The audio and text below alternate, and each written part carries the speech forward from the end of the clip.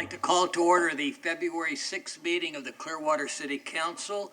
Our invocation this evening will be offered by Father James Paris from Holy Trinity Greek Orthodox Church, and the Pledge of Allegiance will be led by Mr. Poglace. Father Jim?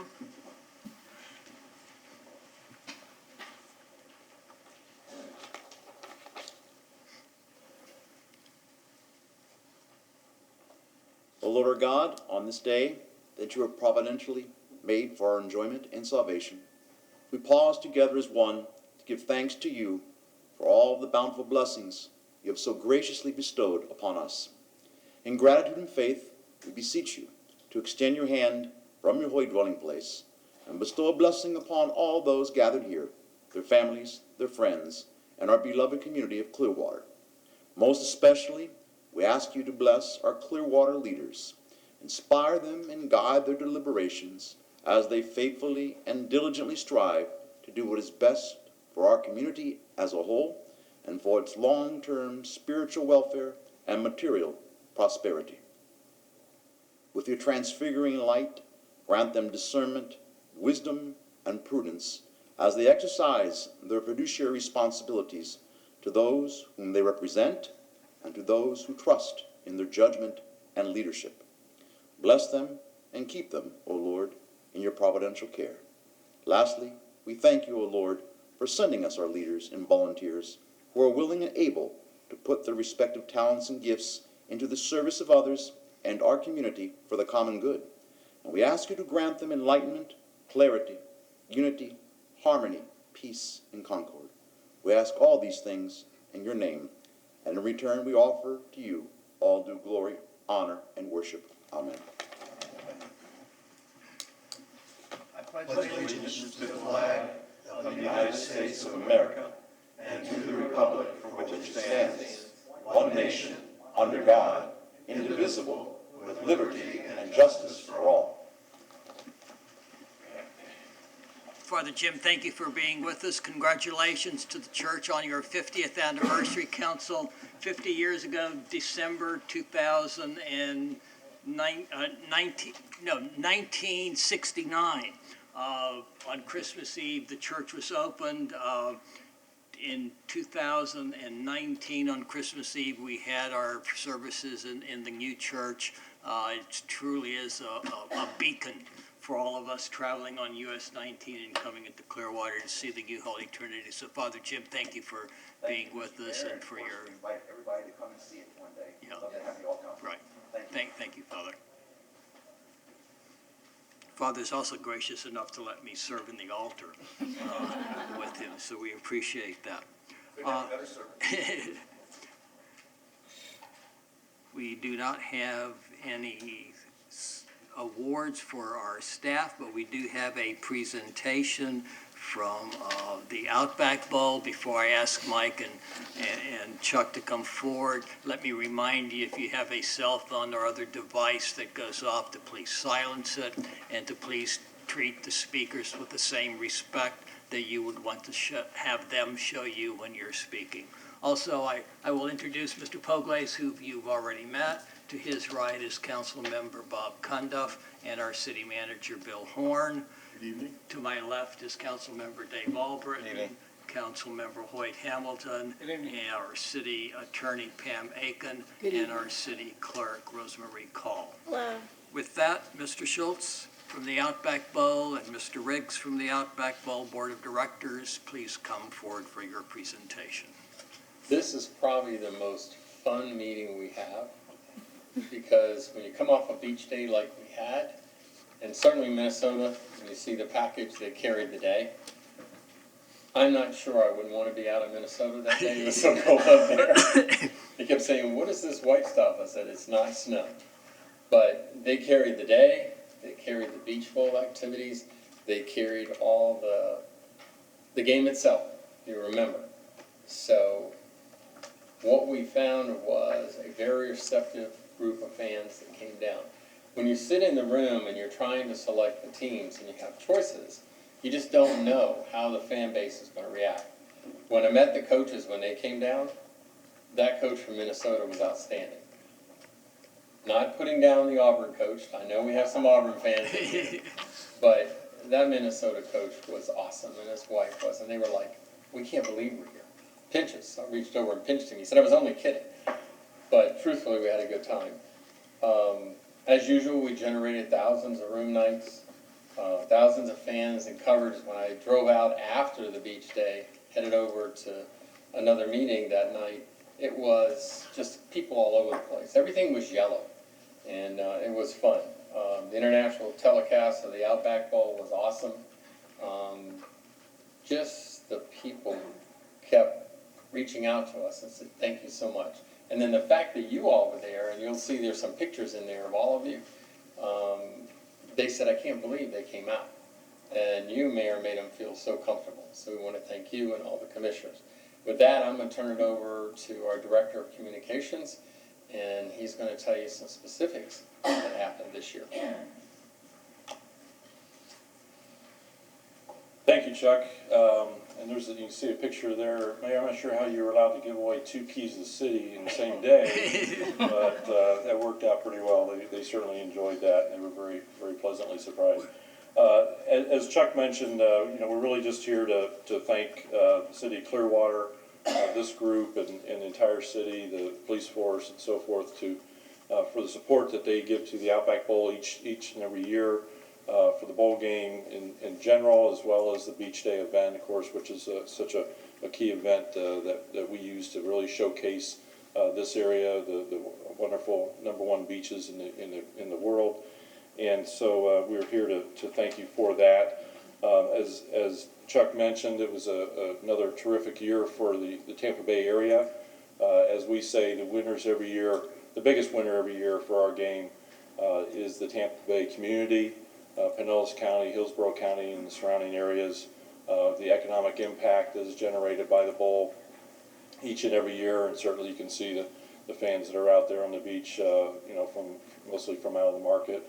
We sold tickets in 46 different states this year. The game was seen in 174 countries.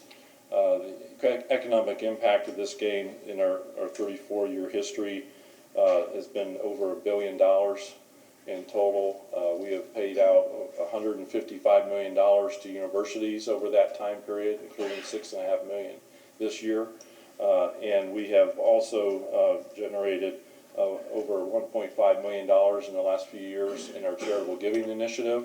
That has been shared with over 115 different charities in the Tampa Bay area, including a number of organizations based here in Pinellas County. And so, that's been something that we started a few years ago because we wanted to do even more than just be an economic engine for the community, which is really what our charter is. But we wanted to help organizations that are doing so much good work in our community as well. So we started that initiative a few years ago, and we are giving out a minimum of $500,000 every year to local organizations to help them as well. So we can't do that without great partnerships, and we don't have any better partnership in the Tampa Bay area for the bowl game than the city of Clearwater. And we just really wanted to just come here today, thank you for that, and just sort of celebrate another great year for the bowl game, another great year for the Tampa Bay community and the city of Clearwater. And with that, I wanted to also present to you. I don't have football to throw you this. I'm not going to throw this one to you. You may not catch this one, but I do want to present this to the council to display somewhere where you can show people that the fact that you support great events and community partnerships like the one that we share. So thank you very much. Thank you.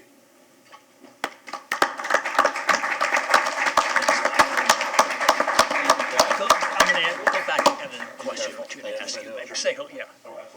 Yeah, thank you. Thank you, guys. Appreciate it. Thank you. Thank you. We need to also, thank our Chamber of Commerce, Amplify Clearwater, for the cooperation that they give, and of course Visit St. Pete Clearwater, but also Outback. Because Mike explained to us, bowl games now have different title sponsors, but I think Outback is the longest continuing. Yes, the Outback Steakhouse has been the title sponsor. They just celebrated their 25th year as title sponsor of the Outback Bowl. That's the longest bowl game title sponsorship in the history of college bowl games. None other exists. And in addition, this past year, and I should have mentioned this as well, not only with Outback, but we actually, this past off-season, we extended our contract with Outback Steakhouse for 6 additional years. So they will be our title sponsor for 6 more years at least. And we also extended our contracts with the conferences, Big Ten, SEC, and our TV partner ESPN, which of course is really critical to help provide so much of the international national exposure for the game and the events leading up to it. So we have all those partnerships now in place for an additional 6 years going forward, which gives us a tremendous foundation from which to work and to continue to do good things in the community. Good, So thank you. thank you for mentioning that. And Mr. Riggs, the Outback Beach Bowl Day wouldn't be the same without your being the MC for the event. So we thank you for your 2, 3, 4 hours worth of emceeing and making sure that everything goes so well.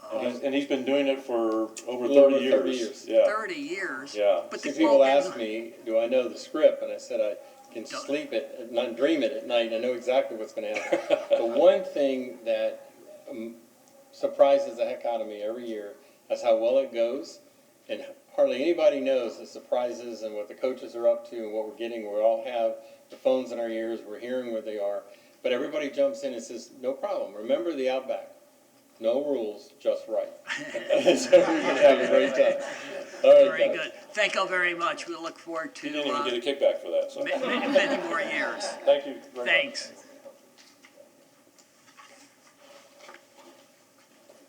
Is there anybody, are there any additional corrections to the minutes of January the 16th? Move to approve. Second. Motion has been made and seconded to approve the minutes of January the 16th. All in favor say aye. Aye. Opposed, no. Motion carries unanimously. Anybody from the public wishing to speak to an item not on the agenda? If so, please come forward at this time. We would ask that you have a card filled out with the clerk, and we will give you 3 minutes to speak.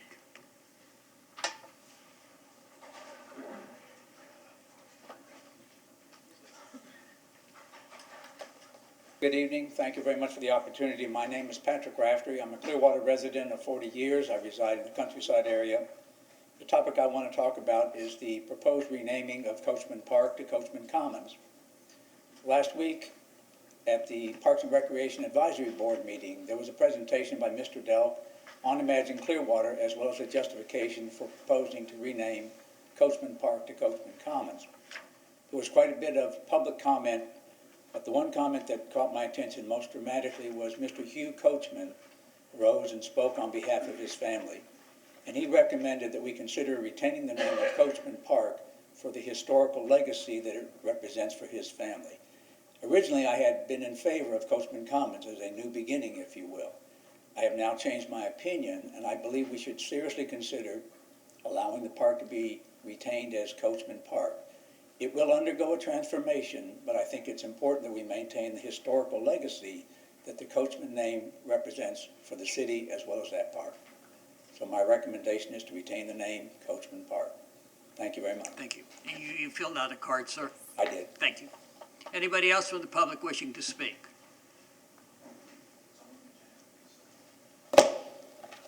I'm Mr. Haluba.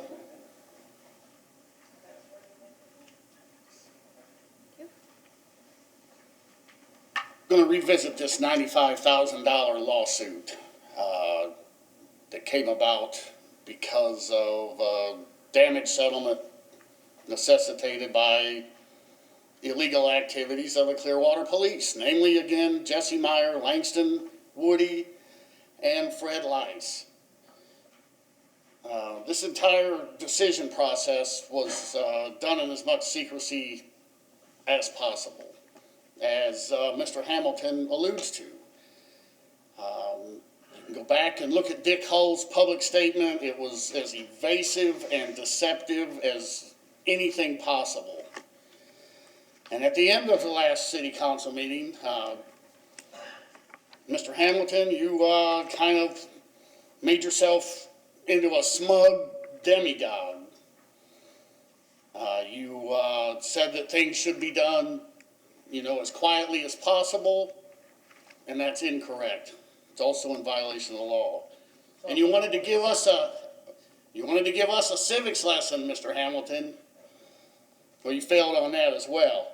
There's the First Amendment, sir. There is Florida government and the Sunshine Laws, which you are in violation of. There's Florida Open Records Act.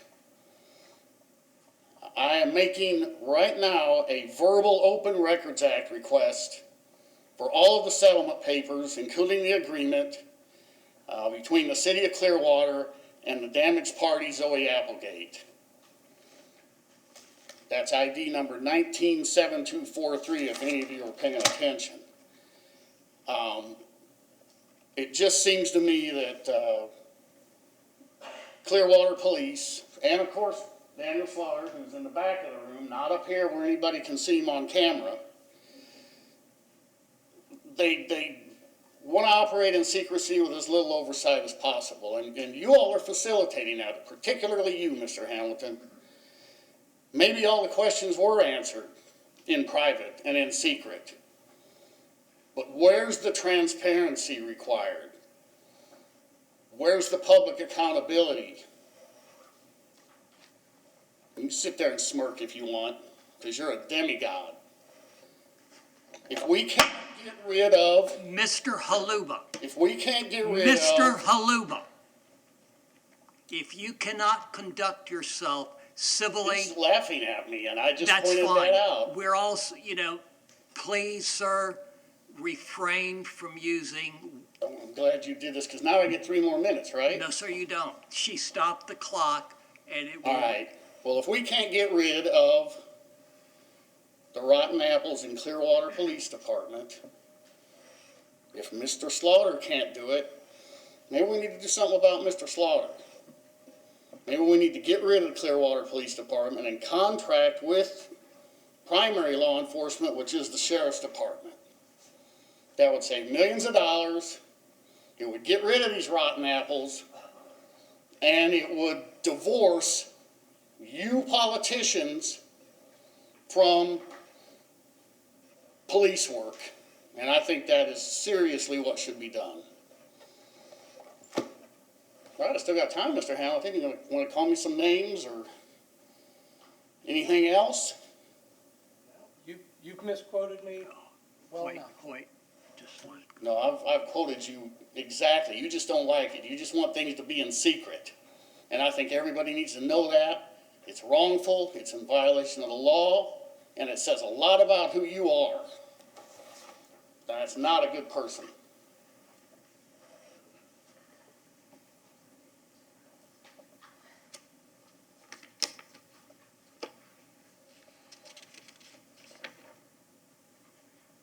Anybody else from the public wishing to speak, please come forward. Make sure you have a card filled out and give us your name, please. You would have 3 minutes to speak. Evening, my name is Mike Reardon. I live in Clearwater. I don't do address anymore. I'm going to talk on 2 things real quickly, but the Beacon survey, I think this is evidence that they, on Clearwater, the Beacon put out 3,000 mail-outs and 504 responses, and I think we're going to be close to 118,000 maybe in the census. I think with a lot of the events in the last couple of years, the Strong Mayor campaign or referendum or park, my position, Mr. Credico's knows on the Phillies, I think it's time for a comprehensive survey. I think we can get away from mailing out 3,000 snail mail, do something on the internet. I think we could go to the neighborhoods and ask people what kind of questions they want to have. Come a really good survey that people can maybe get reminded when they get their utility bill, and get a lot of people giving feedback over time. You can do maybe a blast on a certain topic, but also just a yearly or every 3-year survey that would have a lot more feedback. I know there's been a lot of issues with properties on Edgewater building, but get a comprehend. I don't think 504 residents' responses is even any way to measure. I mean, it says we're coming in, at 83% happy and down from 89 or something, but it's 504 responses. That's it. It's not a survey. And I think with today's technology, it would not involve me, but we could have a good survey response on a questionnaire or something that would be beneficial to the city. Now, on a sad note, something's been bugging me for a while. That's why I waited to come in. I'm really disappointed. I think it showed some poor judgment when comments were made about an article in the paper regarding our parks director that left. I think that there was issues with the paper, talking to the reporter, the paper, but referring to our local paper as the National Enquirer or the Globe showed poor judgment. I think you could have complained privately, or I just don't think this is the venue where we should be trashing our local paper when we disagree with stuff on it. There's a lot of ways to complain to the paper. I've complained to the paper before, but I've never come up here and made it. And I actually researched it, talking to Parks and Recreation and people in the Management and Budget Office, and I read the article a number of times. And the information in the paper was provided from the city. They didn't come up with bogus numbers or anything like that. It might not have been accurate, but that's the information they got from the city. So I hope this venue is, we don't refer to our local paper or any of these smaller papers in a derogatory way. But more importantly, I'd like to see a comprehensive survey put together. Thank you. Anybody else from the public wishing to speak to an item not on the agenda?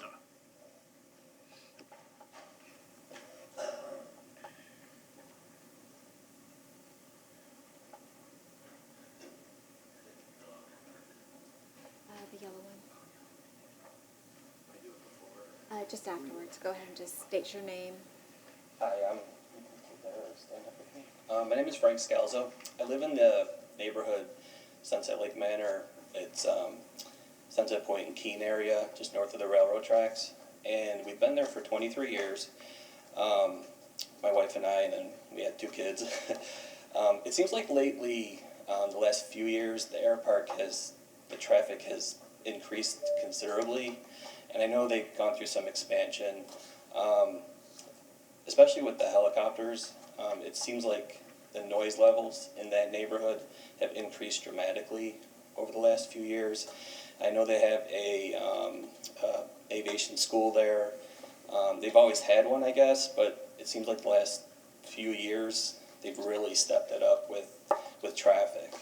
I've been in touch with Barbara. I can't remember her last name. She's the operator there. You know, I call her when it gets a little bit too much. There's times where airplanes, they'll just take off like every 2 minutes. And I know they're doing training drills, and it's just, sometimes after a couple hours, it gets a little old. A lot of times I work from home, and the people I'm talking to on the phone, I actually have to mute them because the noise gets so loud. Like I said, we've been there 23 years, and it was always like maybe a hobbyist or business people flying in occasionally. But I think with the school there, it's just the neighborhood noise levels have gotten to a point where sometimes it's unbearable. The boys in the backyard, I mean, the helicopters, they're just so loud. They don't even like going out in the backyard. Sometimes my wife has to wear earplugs. And we did attend the Air Park Advisory Board meeting yesterday, me and a couple neighbors. So we are working with them. And they offered some help, maybe come out to the neighborhood and do some decibel level measuring for us. But I did wanted to come here and just get on the record with you all and just let you know that if more expansion is considered, maybe like bring the neighborhood in and maybe talk about it more. That's just my opinion. Thank you. I appreciate it. Thank you. Thank you. Anybody else from the public wishing to speak to an item not on the agenda? If not, I will close public comment and ask if anybody from the public or council wants to pull an item off the consent agenda, items 7.1 through 7.20. Move approval of consent agenda 7.1 through 7.20. Second. Motion's been made and seconded to approve the consent agenda, items 7.1 through 7.20. All in favor say aye. Aye. Opposed, no. Motion carries unanimously. agenda item 8.1, Mr. Horn. Or, I'm sorry, Ms. Aiken, it's a second. No, I'm sorry, Mr. Horn. Thank you, Mayor. Declare surplus certified city-owned real property located at 1730 Overbrook Avenue for the purpose of entering into a ground lease with Jolly Trolley Transportation of Clearwater, Inc. for development and lease of the site, approve the related ground lease agreement between Jolly Trolley Transportation of Clearwater, Inc. and the City of Clearwater, and authorize the appropriate officials to execute same. Ms. Kivett. Good evening, Mr. Horn, Mayor and Council. Tara Kivett, Engineering Director. Jolly Trolley Transportation of Clearwater requested this 2.5-acre Overbrook site be declared surplus for the purposes of a long-term ground lease with the city. The ground lease agreement provides Jolly Trolley a new site to build a complex for their general business operations and parking of the trolleys that support public transportation in Clearwater Beach and locations throughout the Pinellas County. City staff have reviewed and support declaring this site surplus along with the ground lease agreement with Jolly Trolley and the city. Representatives from Jolly Trolley are here this evening. Any questions? Questions of staff on agenda item 8.1. We did receive some emails from residents that went through the city clerk's office. A couple of them made reference to the fact of the route. And Ms. Kivett, I don't know that you would have the answer, to that in terms of, how the trolleys will be getting from the lot to their routes. Had that been discussed or considered, considering the fact that it is basically a residential neighborhood, even though there's a fire station there too and all? I do not know the Okay. specifics of their routes. Perhaps one of the Jolly Trolley representatives could answer that. Would you like us to go ahead and start our presentation, Mr. Mayor, or do you want us to respond to that? No, first? just answer the question. Okay. Brian Unks, 625 Court Street, on behalf of the Jolly Trolley. Mr. Mayor, this is not a public transportation stop. As you know, this will be only for the storage of the vehicles. So there'll be 6 Jolly Trolleys that go out at a time. They'll obviously leave, and then when their shift's over, come back, and then 6 others will leave. So there won't be members of the public coming here to get on Jolly Trolleys. There won't be Jolly Trolleys leaving at all hours of the day. It hasn't been determined what specific routes will be taken to get to their routes, but I can tell you that this is not a stop. So there are no routes to this location. Obviously, they return and leave from this location, and the 2 roads that they would have to use would either be Betty Lane or Overbrook, and I'm also told that there's discussion about using Palmetto, but obviously at this point it's pretty premature. We're probably 2 years away from this site actually being operational, but I can tell you it's not going to be a high traffic area in terms of trolleys coming and going often.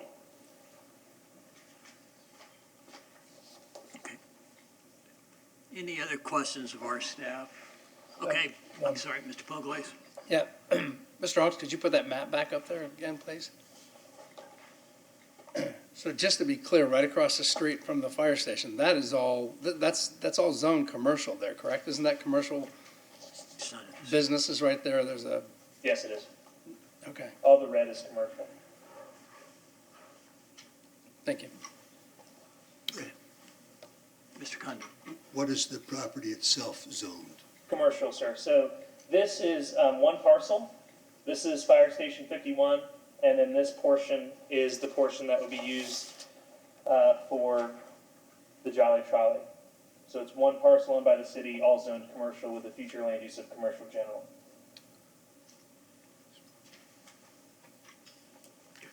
I apologize for asking the question out of turn there. But we'll let you do your presentation, Mr. Hawks, and then see if we have any other questions. Thank you, Your Honor, and not at all, please. As I said, Brian Unks, on behalf of the Jolly Trolley, we discussed, I think, the key points, and we did receive the letter of concern, and we are prepared to address all of those issues. But first, I just wanted to point out that I need to thank the city and the city staff, Assistant City Attorney Laura Mahoney, the city's outside counsel, Bill Pence, who's the environmental counsel, has reviewed this, and there is significant effort and due diligence that's gone in on both the Jolly Trolley's part, the Jolly Trolley's construction lender, and the city and their outside environmental counsel to ensure that all of the environmental concerns are addressed. There's insurance that Jolly Trolley is required to have regarding any potential pollution issues. There's indemnification that the Jolly Trolley will have. But the bottom line is that Jolly Trolley is going to remediate this site in terms of removing problematic areas. There hasn't been any significant increase. There really hasn't been any increase in any environmental concerns since 2005. So everything's been evaluated very, very closely and thoroughly by both the city and the Jolly Trolley and their lender, and everyone agrees this will be an environmental improvement. This will be an environmental improvement to what is currently there and what has been there since about 2004, 2005. I also want to just thank Rob Razak for his hard work on this, and I want to thank the city manager, Bill Horn, and assistant city manager, Micah Maxwell. Since 1982, the city of Clearwater has been a champion for the Jolly Trolley, and since that time, the Jolly Trolley has become a special part of the fabric of Clearwater. When the Clearwater Gas informed Jolly Trolley that it was time for Jolly Trolley to move from its current location at 401 Myrtle, Jolly Trolley engaged a real estate agent, and the agent actually located this parcel, and it just makes perfect sense. The number one goal for Jolly Trolley is to stay in Clearwater. Clearwater is, I think, inextricable from Jolly Trolley, and Jolly Trolley is inextricable from Clearwater. So we think this is an excellent opportunity for the future. The city has been an incredible partner for Jolly Trolley, and we look forward to continuing to work with Clearwater and the PSTA going forward. I did address, your questions already, and so the concerns that were raised were really about traffic, noise, those types of things. Again, there are about 6 employees that will be in the administrative office building. There are 6 drivers that are on any time. And then to be fair, on the weekends there are charters. So there might be a number of charters that go out at the same time. But they're not making frequent stops. These are on shifts, off shifts, and the operation starts at 8:30 in the morning, closes down at 11 p.m. There's no maintenance or anything that's done after 6 p.m. And the maintenance is really light. It's going to be in 2 enclosed bays, so it'll be indoors. And the maintenance will be just tires and oil changes and things like that.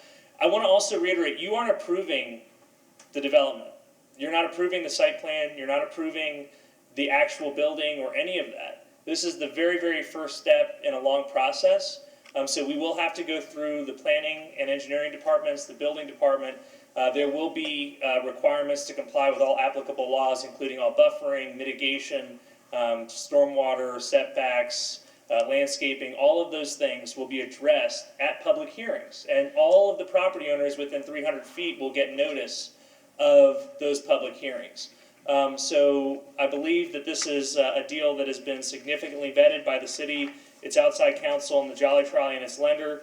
And this is just the first step in that process, that continued partnership.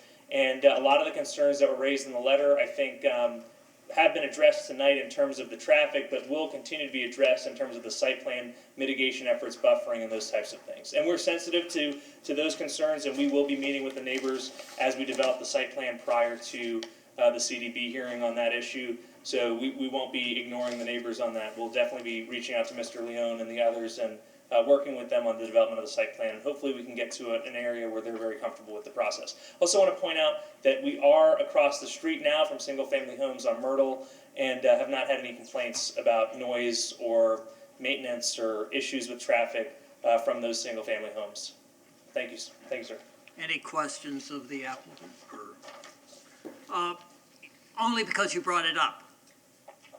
Reassure us about the charters. Is everybody going to come to this site to board the charter, or the charter goes to? Rosemary Windsor, Jolly Trolley, 410 North Myrtle. No, when we dispatch a trolley to go for a charter, they actually go to wherever the customer's location is and pick up the people at that point. So nobody comes to our location. We have no intentions of allowing any public parking on our property, so it will reduce the number of cars that will be parked at the trolley. I didn't want people to think that we could start running charters from, okay. Any other questions, council? Okay, thank you. Thank you, Your Honor. Thank you. Anybody from the public wishing to speak to agenda item 8.1?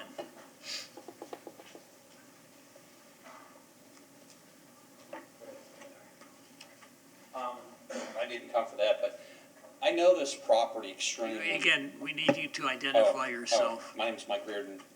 Clean my glasses. I know this property extremely well. I moved in on Betty Lane in 2003 in the spring, and that's kind of one of my drags through there to get over to west. And I remember when they built Station 51, and I think it became the busiest firehouse real quick. Across the street from this property is a business that's, I don't know what it does, but it's a commercial business. They do something with vehicles or something. There's a commercial business. But I can tell you, I've seen that property sit there for a long time. I think I remember seeing some big piles of dirt. I don't know if it was something to do with the cleaning up the creek. And as long as it's environmentally safe, I personally thought maybe they'd end up putting homes in there, but I don't know who wants to live right on top of a firehouse that's the busiest in the Clearwater. But I can tell you, when it's windy and it hasn't been raining, that field creates a tremendous dust bowl all over the place. There's a operation on the corner of that street, Overbrook and Betty, that washes cars, and there's another little place there that sells crabs and sometimes food. But anything other than that big dirt lot would be an improvement as long as it's environmentally safe. And I'd have a hard time objecting to it if I lived over there. Because it's right now it's just a dirt lot, and I think it's fenced off, or it was fenced off. That's just my 2 cents. I just know this property well, and unless it's a hazard to someone, I wouldn't complain about it. Thank you.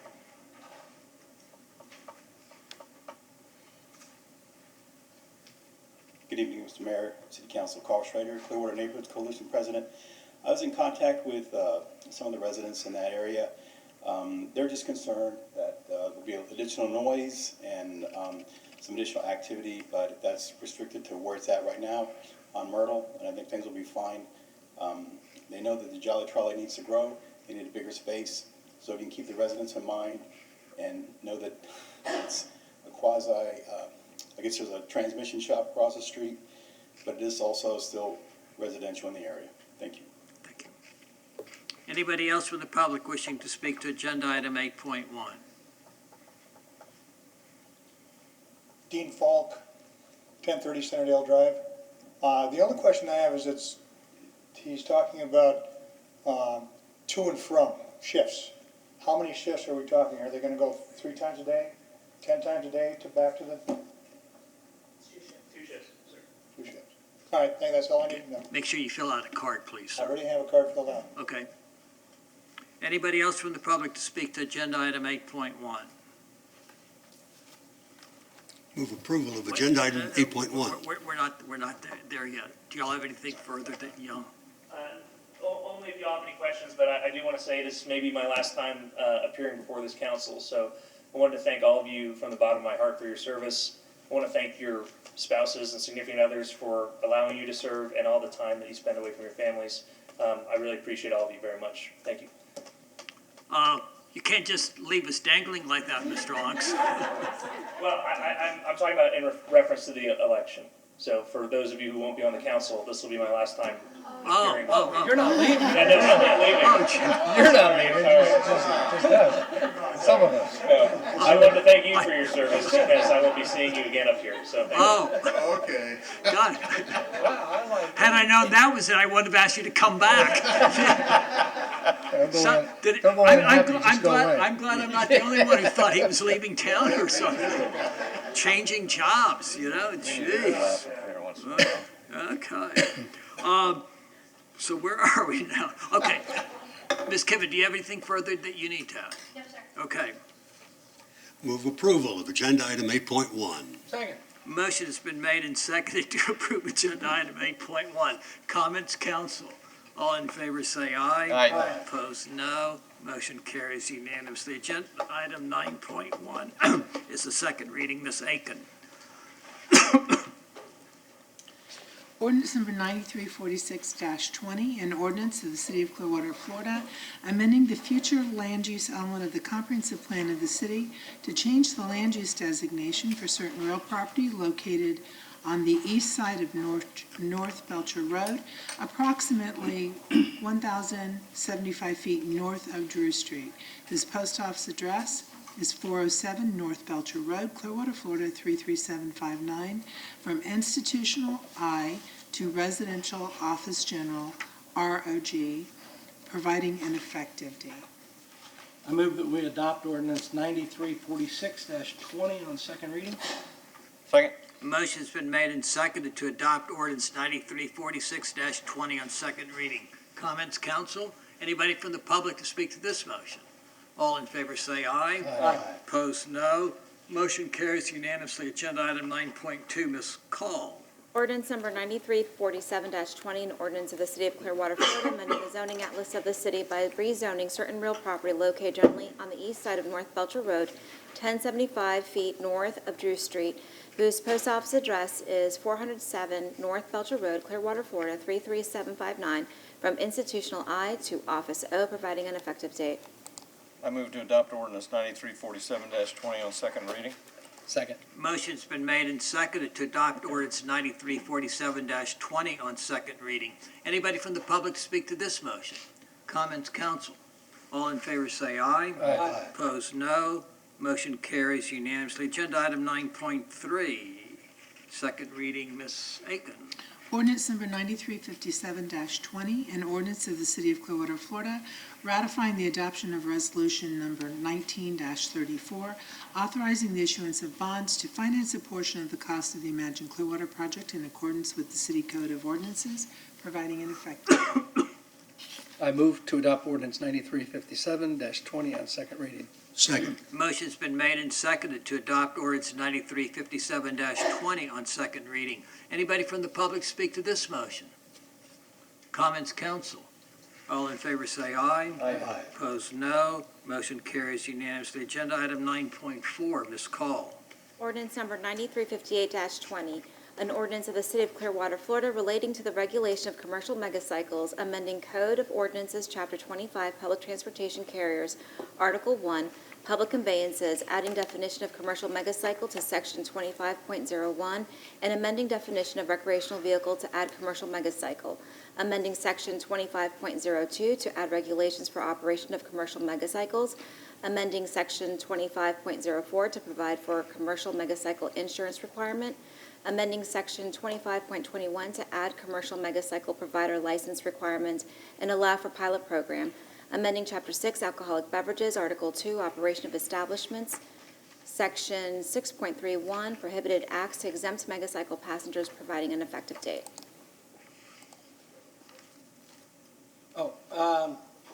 Move to adopt ordinance 9358-20 on second reading. Second. Motion's been made and seconded to adopt ordinance 9358-20 on second reading. Anybody from the public to speak to this motion? If so, please come forward. You would have 3 minutes to speak. And again, we ask that you have a card filled out for the clerk. Good evening, ladies and gentlemen. My name is Michaeline Lorenco. I live at Clearwater Point year-round in the Sailmaster Building. I'm a retired RN. I volunteer at the hospital and at the PD. I see the traffic all day, every day, and what it is like, not counting spring break, July 4th, or New Year's. It's pretty hairy. We do have an aging demographic and a lot of tourists in our wonderful #1 beach. I'm very concerned about the pedal pub idea and wondering, who is dispensing the alcohol? Who's monitoring it? Who's controlling the amount of it? Where is it being held? Where is it stored? And if somebody falls off one of those suckers, what is the backup plan? The traffic already is oftentimes dangerous. I know there's concerns. I hear about it all the time. And just very concerned myself about adding something like this to a very crowded little one lane in many places beach area. So those are my questions Thank and you. concerns. Thank you for your time. Anybody else from the public wishing to speak to this? Thank you, Mayor and Council. I'm nervous. I'm a little nervous up here, folks, so bear with me. 3 minutes. Okay, this is going to be quick, or I'll be quick. First, your name. I'm sorry. Jim Schmelik, Clearwater resident since 2004. And I am here because a few years ago I was on a business trip and I rode a megacycle, or pedal pub as they're called. Fell in love with it, became obsessed with it, and I wanted to bring it back to Clearwater Beach and make it what the cable car was to San Francisco to Clearwater Beach, with an extremely unique, green, family-friendly activity. I obsessed. I made a business plan. I contacted similar businesses around the country, from Oakland up to New York to South Carolina. I did 2 site visits, one in Memphis, one in more of a boutique town in Stanford, outside Orlando. Came up with a game plan, approached the city probably 3-4 years ago, went through different presentations. Long story short, I had a final meeting with Terry Tunos, who I think is retired now, and the city attorney, and they basically said, no, we've decided against it. I've obviously got a crush, little drooping the drawers, went home. And then I saw in the paper about a year ago or so that the city was reopening it. I was so excited. I think I almost threw one of my kids through a window. I was so excited. And then re-engaged the city and been dealing with Jim, who's been absolutely great to work with. And he said, Jimbo, you got 3 minutes. We're going to do a pilot, and if you want, give some recommendations during this 3 minutes. So what I wanted to give you, I've done a lot of research on parking, noise, traffic, alcohol, and all that, but this isn't the format. If there's 2 things, if I was you and you hired me to be consultant to put one of these in place, the number 1 thing with your pilot would be, don't award a sole source on a pilot. Let there be a Pepsi and Coke. And how I would suggest doing that would be there's 3 zones as I understand it. North of the roundabout, we'll call that Zone A. South of the roundabout on the beach, Zone B. The mainland is Zone C. Don't allow one vendor to be awarded all 3 areas, unless there's only one vendor that applies. But provided you have 2 or more vendors, only allow 2 out of 3 to be awarded. That way you can see over the year how they perform. There's a lot of different ways these paddle businesses can be run. Just like we can go get a beer at Bob Heileman's, or we can go to Shipwreck. You get a beer at both places, but they run completely different. The same with these. So I think in a pilot phase, you should have 2 local vendors. It's a great idea. The last thing is a safety thing. I think you don't have to mandate, I would mandate it, but at least strongly suggest that they have an electronic backup motor for emergency vehicles, so that when a chief slaughters or the fire trucks come up, they can get out of the way quick and they're not relying on people pedaling. And that keeps it still within state regulation. There's no motor, it's still green, and that would be it. Thank you, sir. God, my 3 minutes. Appreciate it. Everybody Thank so you, much. sir. Anybody else from the public wishing to speak to agenda item 9.4 in the motion?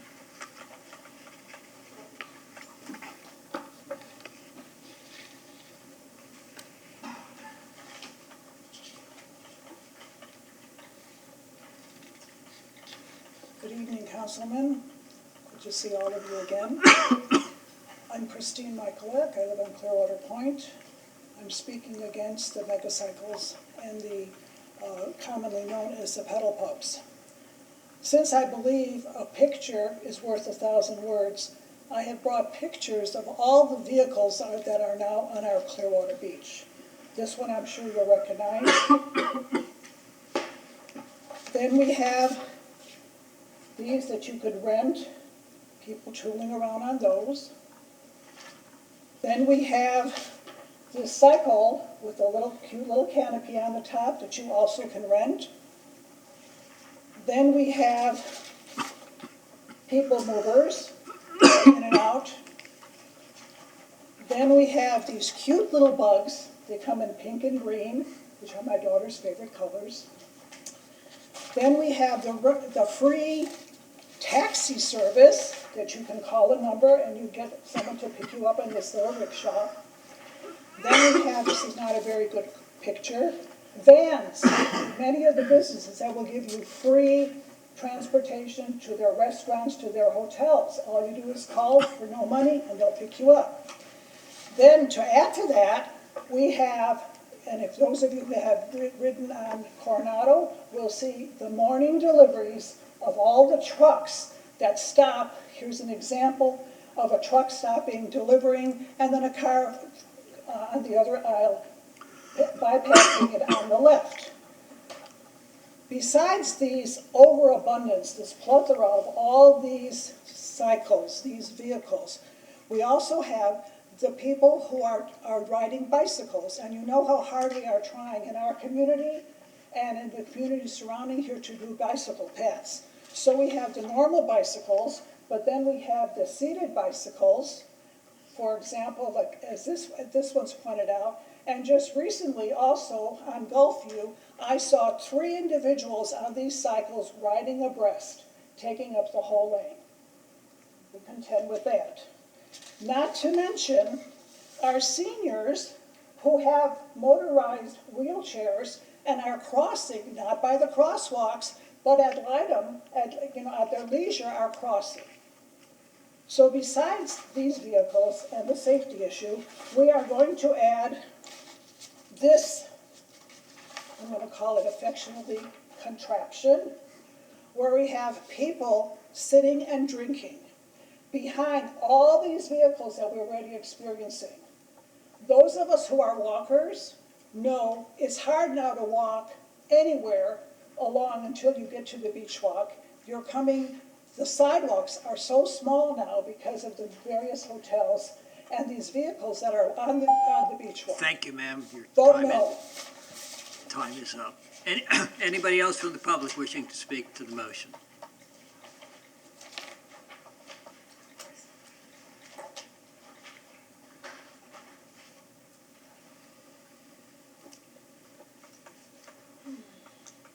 Kathleen Beckman, Clearwater resident.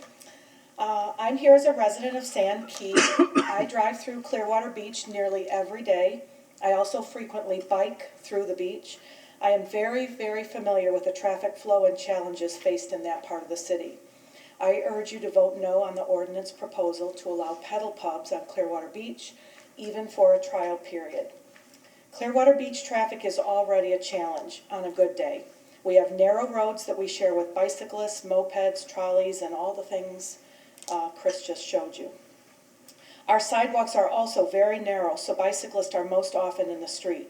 We have multiple crosswalks that cause the traffic to slow or stop. We also have delivery trucks that frequently take a full lane of traffic. Many drivers in the area are tourists who are not familiar with traffic flow, and they frequently navigate poorly and cause backups. And when there's an emergency, pedal pubs will only add to the challenges EMS already face. Over the last few weeks, I've spoken with numerous residents who live on north and south ends of our beach, and I have not found one resident who thinks this is a good idea. Our own Chief of Police, Chief Slaughter, does not recommend pedal pubs in their open consumption of alcohol. I believe if you'd like to offer pedal pubs to visitors and residents of Clearwater, you should choose a safer location. Clearwater Beach is the most congested area with the fewest options of alternative routes of traffic. If you're intent on promoting pedal pubs in Clearwater, please find a different locations. Residents and law enforcement do not want pedal pubs on Clearwater Beach. Thanks. Anybody else from the public wishing to speak to?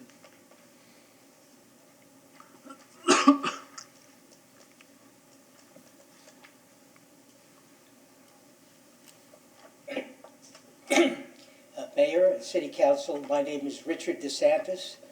I live in a condo in a residential neighborhood on Clearwater Point.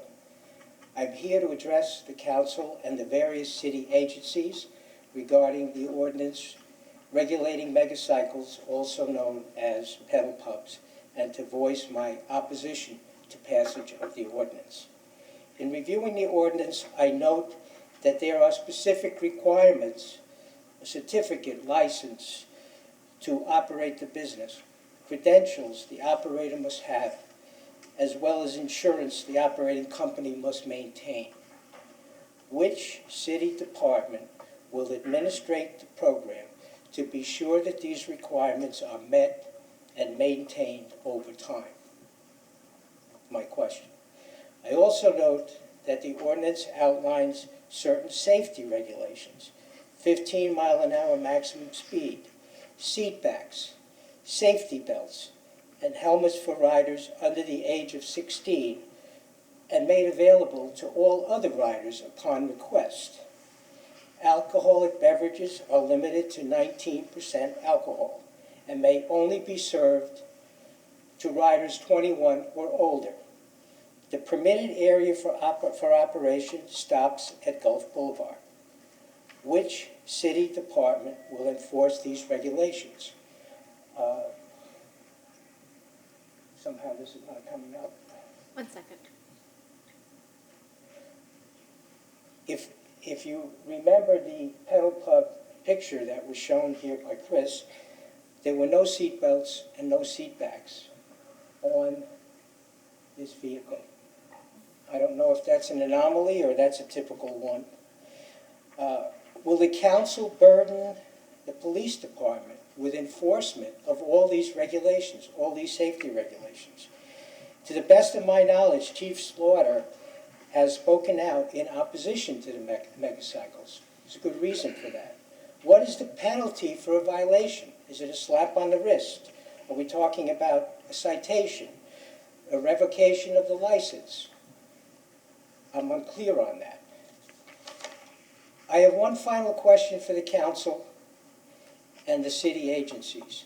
We are looking at up to 15 people on a vehicle traveling through already crowded streets. Some riders who may or may not wear seatbelts and helmets. Some riders who may or may not have too much to drink. What possibly could go wrong? I asked the council, what possibly could go wrong? So I asked the council to deny approval of the megacycles, also known as pedal pubs. Thank you. Anybody else from the public wishing to speak to the motion?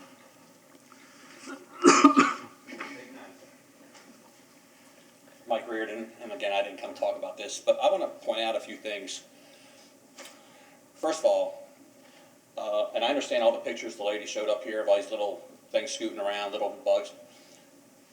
A large number of people that get on rental bikes, rental whatever, little cars or whatever, they're using those vehicles and they're running around hitting bars and restaurants and drinking in these little scooters or little devices that they're renting. I honestly would rather be on the pedal pub, and I'd be shocked if that thing can get up to 15 miles an hour. People don't understand speed at all. Then, and a lot of these little things, and I've had these little scooters and other people in the rickshaws, and I know the rickshaws pretty well because when I was on Court Street, my shop, I did a lot of maintenance on them when I was closer by. The horse is out of the barn when it comes to Clearwater Beach. If you live on North Beach or South Beach, you're living in the most densely populated county in the state, and the most densely populated part of Clearwater, and maybe in Pinellas County. And I feel bad when there's real bad traffic, but when I see people on all these rentals, they're not in a car, taking up space with a car. And you got to time it. If you want to go out there when it's in season, you got to go early or go real late, I guess.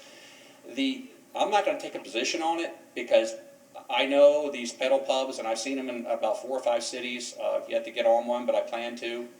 Probably St. Pete first, or maybe Clearwater be my christening. But they're not as dangerous as the people in a lot of these little rentals that scoot around. I've seen them whipping through the neighborhood on up to North Beach, up to you can't go any further. And I've seen a lot of people impaired. I've sold bikes to hotels, and I can tell when a bike is banged up pretty good, you know. I'm not against it. In the trial period, I'm not going to say it should happen after 6 months or whatever it is, but the pedal pub is not the problem with the traffic, the congestion, and the issues for safety on Clearwater Beach. I would strongly say the pedal pub is safer than most of the things that people rent that are motorized, where all you have to do is get in and hit the gas, or riding a 2-wheel bike after you're bar hopping on your beach cruiser, like a lot of people do. So just keep that in mind. If you turn down the pedal pubs, you might want to look at some of the safety issues on the motorized vehicles that are rented on Clearwater Beach. Thank you. Anyone else from the public to speak to the motion? If not, I will close public comment. Council, comments, or, you know, Well, I mean, the only comment I can make is, I understand the trepidation, but I don't buy into it without knowing if it's true or not. You know, this is a 6-month trial period. And during those 6 months, we're gonna answer a lot of the questions that were being asked. And if we're not satisfied with those answers, at the end of 6 months, we can say no more. But it's a 6-month trial period, and I'm not sure all of the negative expectations are gonna come to fruition. I'm not sure many of them are. But let the experiment answer those questions. Let's not, I'm not in a position where I'm gonna make a decision based on something that is maybe, without having proof of that's exactly what it is. So, I'm gonna vote in favor of this. Before I ask for other comments, Mr. Hamilton's comments raised some questions about the backs and the wearing of the seat belts, and the, who can bring, you know, where is the alcohol going to be coming from? Counsel Matt Smith, City Attorney's Office. The alcohol is BYOB, and that's because Florida statutes has created the exemption so that they're not subject to the open container law. And our ordinance also creates the exemption that while they're on the pedal pub, they're allowed to have the alcohol. So it's up to the vendor to store the alcohol, but it's going to be limited to the pedal pub, and they're not allowed to go to and from with open containers once they get off the pedal pub of the megacycle. The seat backs and the seat belts? And those are required. I think the gentleman might have been reading from the ordinance because those are all required. Those are all required by all the vendors, yes. Okay. Any other comments, Council? Mr. Poglaze? Question. I heard in the presentation up to 19% alcohol. That's correct. I thought most beer was like, even craft beers are 7 or maybe 9%. I'm not a wine drinker. Is there wines up to 19%? There is. Beer is not. There is, and a lot of the language in our ordinance mirrors what's in St. Pete's, but I did some research on my own to figure out where they came up with that 19%. Apparently, there's some fortified wines from Spain. Fortified wines. Yes, they go up to 19%, and so at some point you've got to draw a dividing line, and 19% is going to catch. But craft beers, it's funny you mention that because there are the world's strongest craft beers go up to 75%, and it's like $50 a bottle. So we want to prevent people from having those on the pedal pub. Okay. Mr. Albritton? Yeah, I understand that there's people that see both sides of this. I've heard from a lot of people that are excited this is coming, and I've heard people that have reservations about it. That's why we're doing a 6-month program. Pilot program to see if it's going to work on Clearwater Beach. Originally, we had it downtown, and we knew that wasn't going to work. So if somebody's going to make a big investment in this, we want them at least to have a chance of being successful. And you know what? You know, our tagline in Clearwater is a great place to live, work, and play, okay? And the beach is where you play.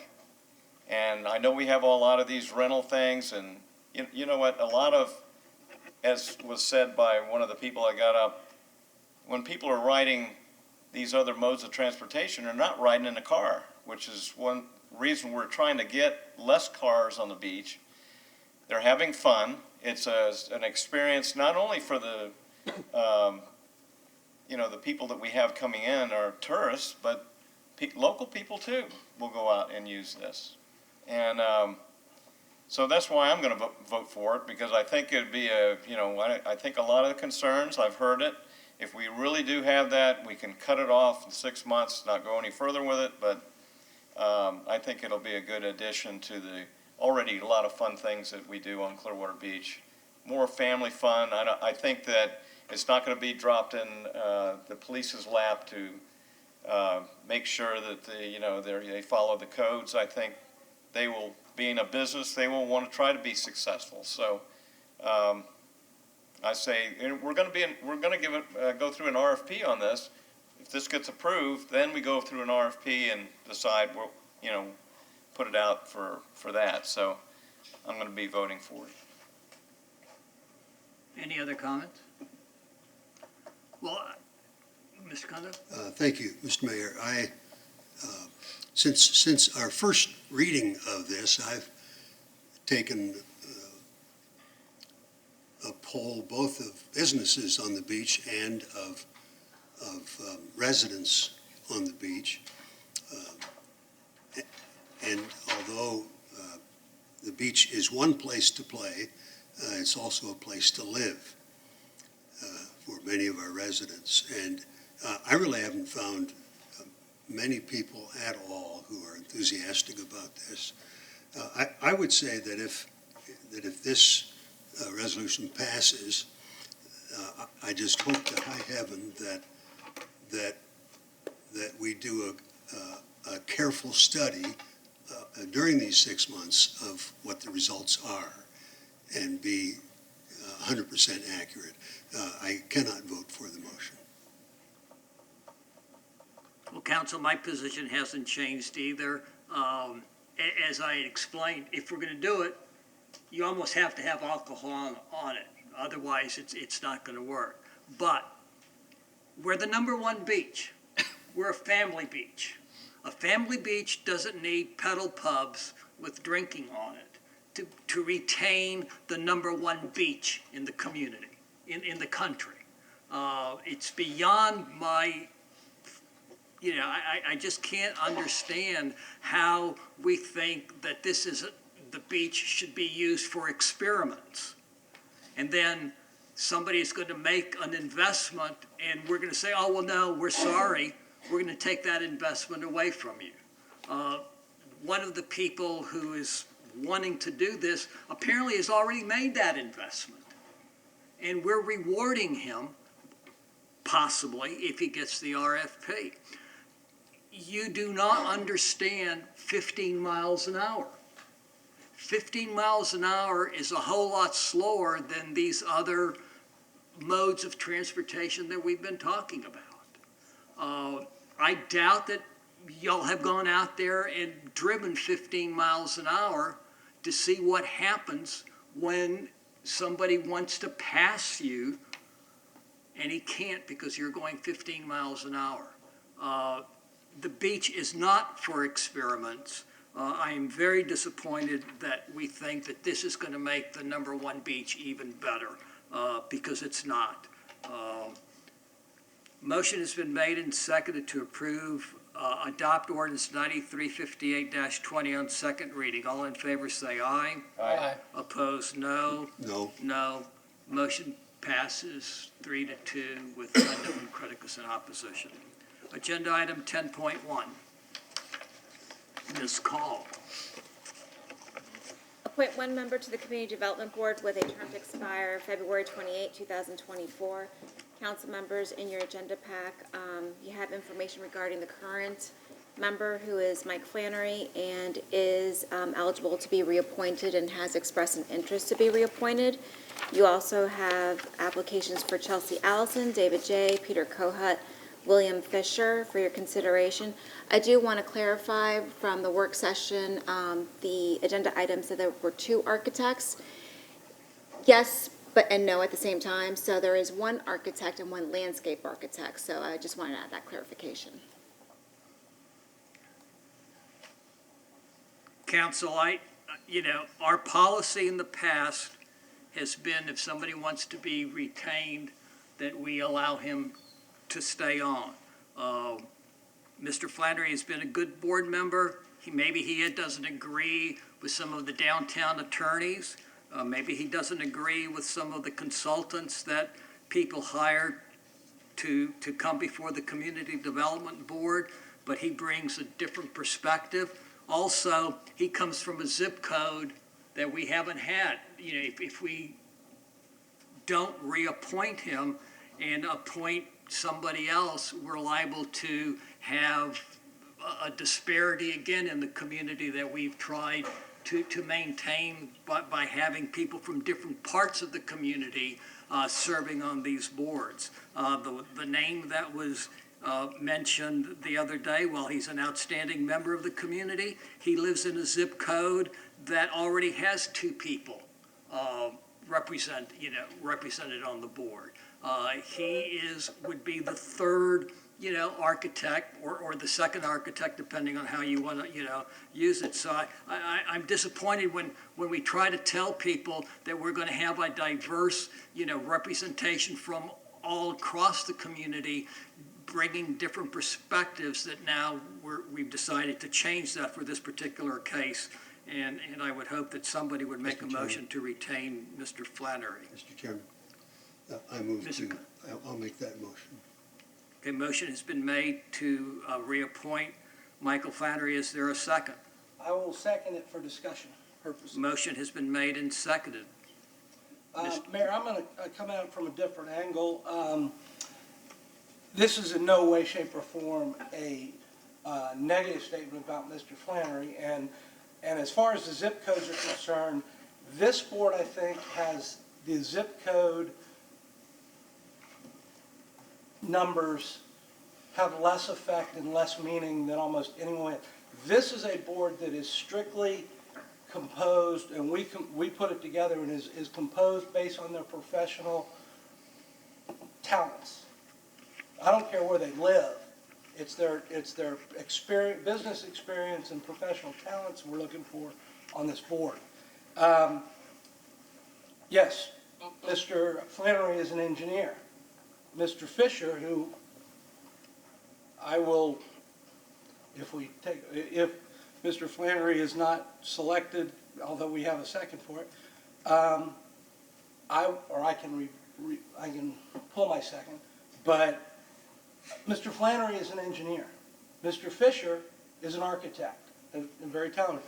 Mr. Flannery's a talented engineer, but our staff, city staff, we don't have an architect on staff in this city. So that's a discipline that we don't have on staff. We have engineers. We have a stable of engineers in multiple disciplines, and they're very talented people. So I think it's better to have the eyes of a discipline that we don't have on staff reviewing what the staff is doing for things that have to come in front of the Community Development Board, rather than another engineer reviewing what our engineers have already done. So I think it makes sense to have another architect, and I know how talented Mr. Fisher is, and like I say, in no way is that a slight on Mr. Flannery. I just think the fact that we don't have architects on staff, his expertise at this board, I think, would be very valuable. So, Mr. Mayor. Mr. Clinton. I would recommend Mr. Flannery because he is the only environmental engineer that is on our list. And he's also a civil, but he's an environmental engineer, and has extensive experience with as chief engineer of the Pinellas County Water System.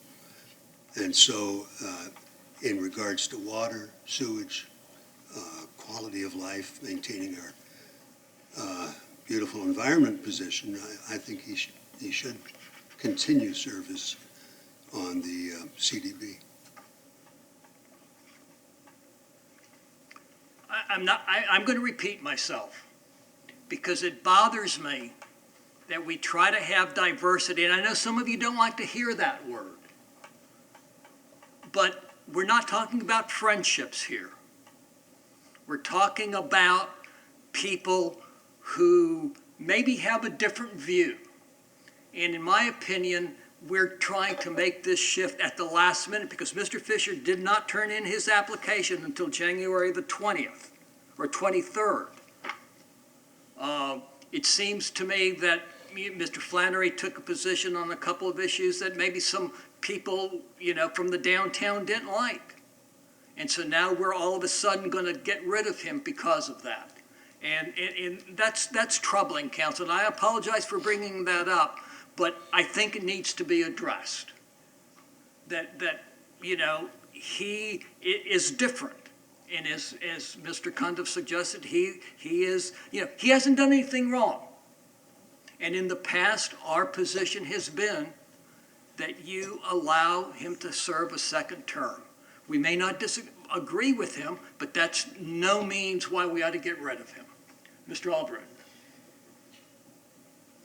I don't want to say anything bad about anybody, but I did serve with Mr. Flannery on the CDB. And what I noticed was there were a couple of members of the CDB that always wanted to change our code. They weren't guided by our code. They thought that it'd be better to change the code. And that was something that I didn't agree with. I thought our job on the CDB was to take our code, and that was what we decided. Whether we liked it or not, that's what we decided on. Not, here's what we ought to do to change it. And I heard that more than once. So that's the reason I asked Bill Fisher, not because of any friendship, because of, and I don't, look, I like diversity. People out there might not think we do because we're all white, older guys up here. I always go for the best person on the job. And if I can get diversity out of it, great. But always my first choice is the best person for the job. And that's why I asked Bill Fisher to, I'd ask him, and that's when he signed up for this. And I think that he is the absolute best person for this job. And we have diversity. If you want to, we have a lot of lawyers on there, but we only have one landscape architect, two architects. He would be a second. Yeah, he would be the second one. So We have two lawyers. he would have two architects and a landscape architect. But that's the reason why, and I've had people come up to me and say, why don't we have a neighborhood person on this? Well, the reason is because you got to have somebody that understands the codes. That's why you have builders, architects, people that deal with this every day. And they're the ones that can make the decisions. But I don't agree with anybody. When I was on there, I'm not going to say who it was, but there were a few guys that always wanted to change the code, and I didn't agree with that. So that's my 2 cents. Anybody from, Sorry. go ahead.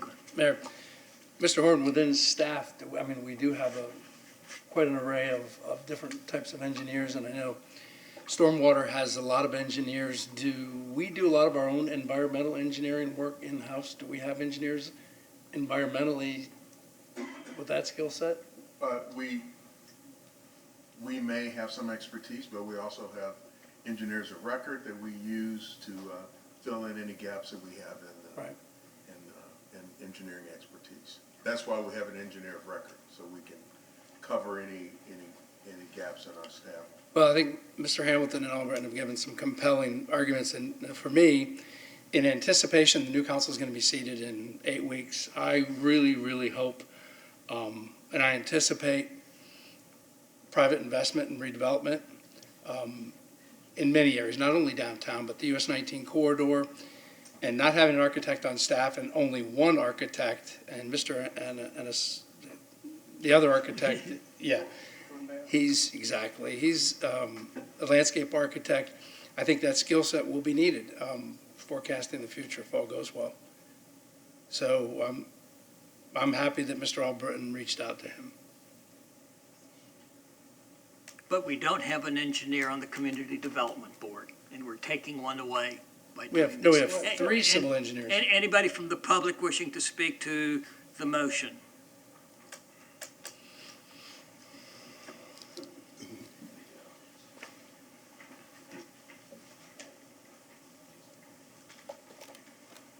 Good evening, Mayor, council members, staff, and city officials. My name is Rudolph Michaelek. I live on Clearwater Point. I've presented here before this board on several different occasions. The appointment of an individual to this is to provide a fully wrapped, rounded group of individuals that bring the experience, education, and knowledge in order to do the best opportunity when looking at the community development of things going on. This is not an area in which people, as was said, should be bringing their personal preferences. They may want to recommend the changes in the code, but that may be good based upon the circumstances of what they see being developed. That's not a negative. That can quite honestly be a positive. Mr. Flannery has served very distinguishedly on this board. He's been there for 4 years. Precedents of reappointments have been noted every time in the past. Ask yourself, why now does somebody want to make a change? As you'll know, he has been a member of, for 45 years, of the Greenwood community. He is a licensed civil and environmental engineer. And remember, this is after things have already been reviewed. This is a board taking a look at those things.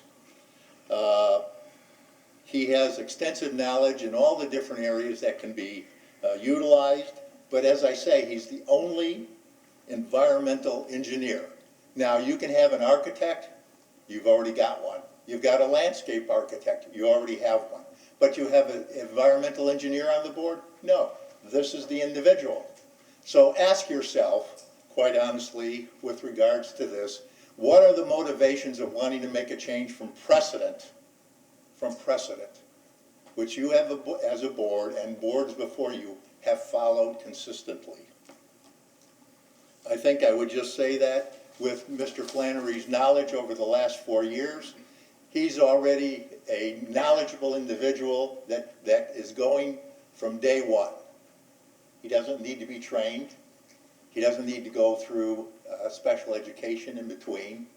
But he's ready there to step forward and get things done properly. And I hope that the council will actually really look at the precedents of what they do and not look at personal issues that may be on the back of their minds. With that, I conclude. Thank you, gentlemen.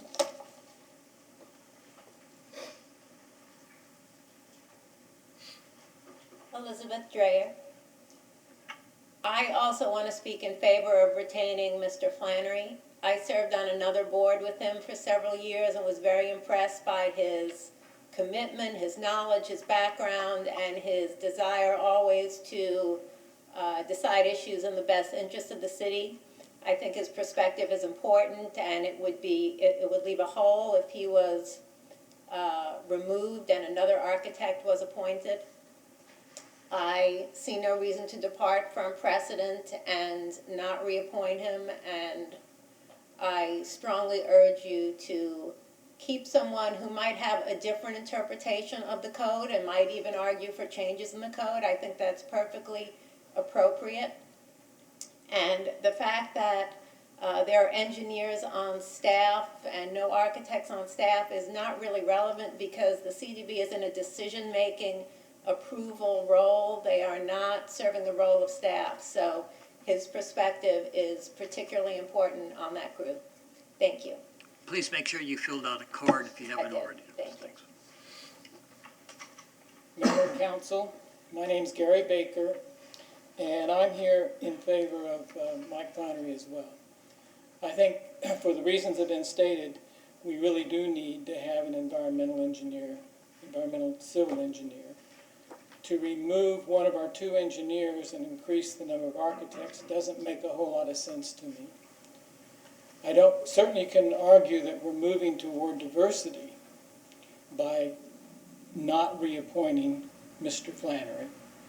In fact, I'm afraid the only reasonable conclusion that the public could reach for this break of precedent is that the council disagrees with some of the positions that Mr. Flannery has taken for the matters that were before the board. It's true that in a few instances he has rejected some of the arguments of the developers in favor of arguments made by residents and by neighborhoods. But we need diversity. We need to have different ideas that are expressed before that board. He's a professional, but he sees things differently. And I hope that, and I urge you to consider his qualifications. Thank you.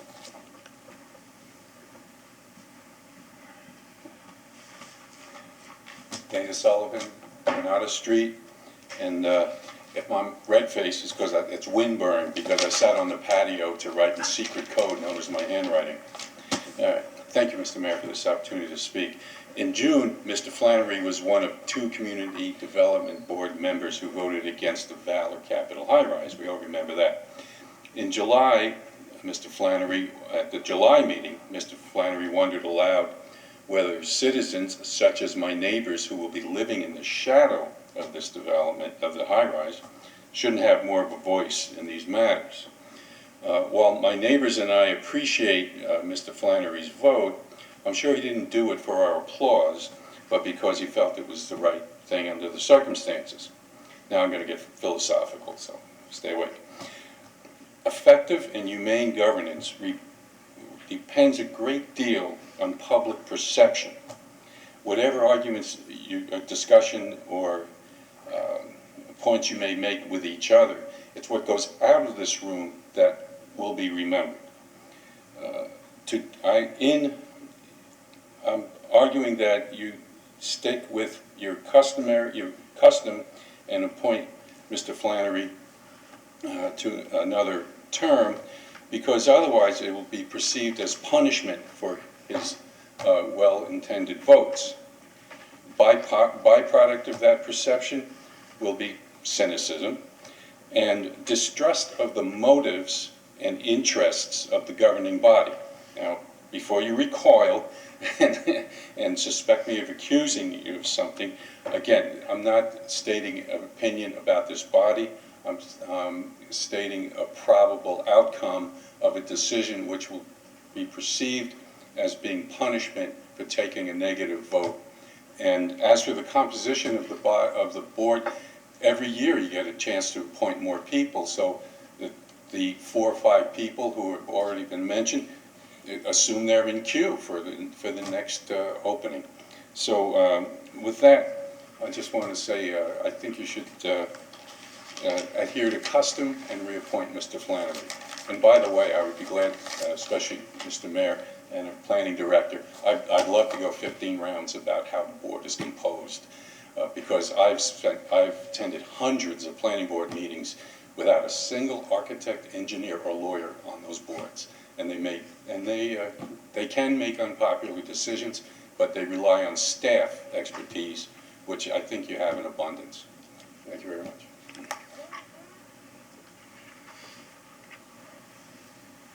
My name is Mike Reardon. This is actually only the second thing I actually came here to talk about. I don't know either one of these gentlemen if they walked in the room. I've only been to one community development board meeting, and I spoke on behalf of my building I had my business in getting torn down. I went with Mr. Altman on that. But this doesn't pass a smell test. Have you ever seen this many people show up to speak on behalf of an appointment of an existing member on a board who's done a great job, who has the expertise? And the only time there's really an issue when a lot of people show up and it's a community development board is when there's a hot button topic like we've had lately. And I'm sure Mr.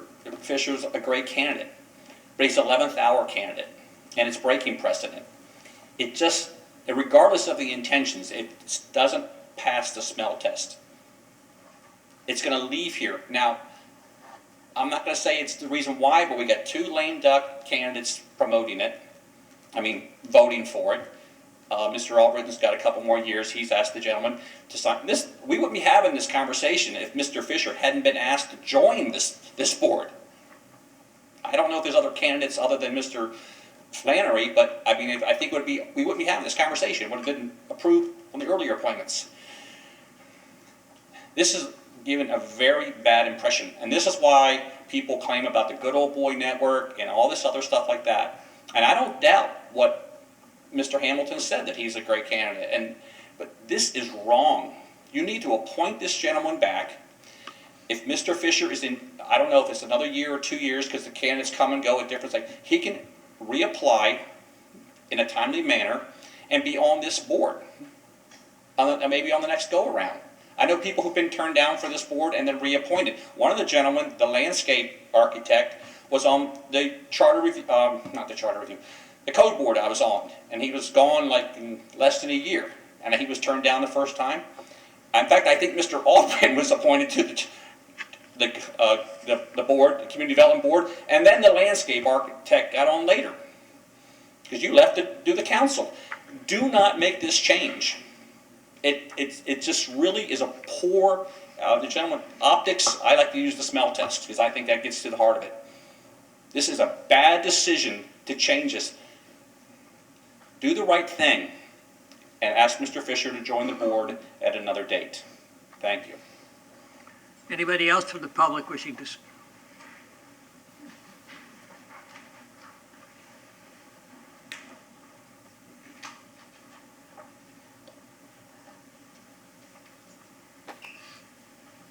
Mr. Mayor, council members, I am Bill Johnson.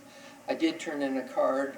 Let me first say that Mr. Bill Fisher would be a good candidate for the Community Development Board, but I'd add in the future.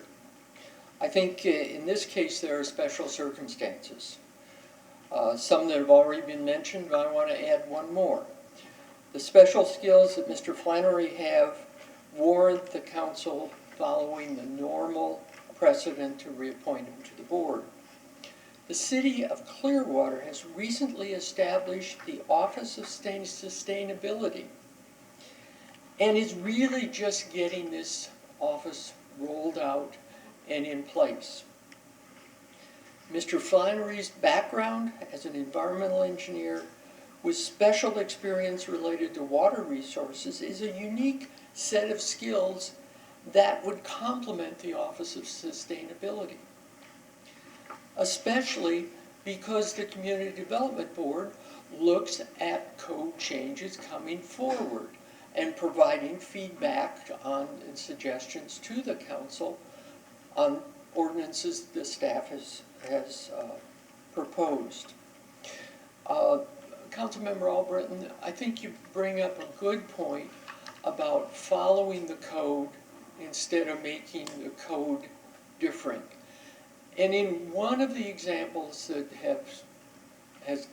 I have investigated in details, I believe that Mr. Flannery was following the code provisions of 3.914 that were enhanced by majority vote, and I think Mr. Hamilton was actually part of the vote that put them in place to protect a neighborhood in those special circumstances where it wouldn't quite, the normal rules wouldn't quite fit.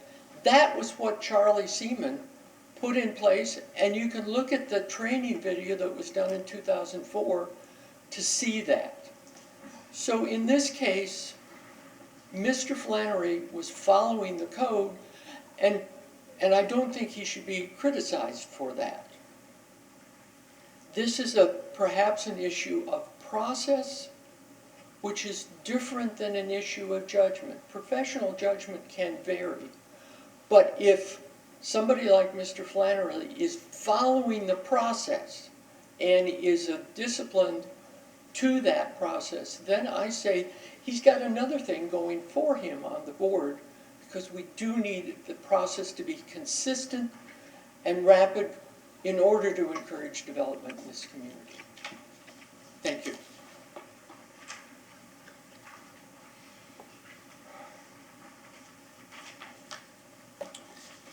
Dean Falk, 1030 Centerdale. I wish to say that Mr. Flannery, I believe he is one who does listen to the rules. In my personal opinion, the 8-hour marathon we had with the CDB, he was the only one that listened to us, he and one other person.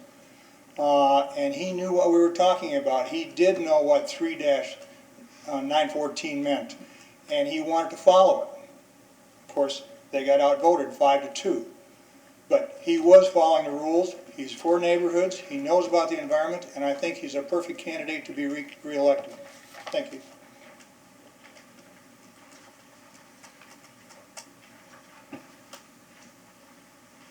turned in cards previously. Patrick Raftery, resident Clearwater for the last 40 years. I do not know Mr. Flannery, nor do I know any member of the CDB.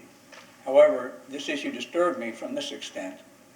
As far as I can tell, there are 2 architects on the board, 1 civil engineer and 1 environmental engineer, Mr. Flannery. Mr. Flannery came up for reappointment. And my understanding is, outside of conduct issues and or attendance issues, that reappointment is typically done without question. In this particular case, that's not going to be done. He is going to be replaced by another civil engineer. One of the things that we can accomplish in the business world as well as in this type of board is diversity.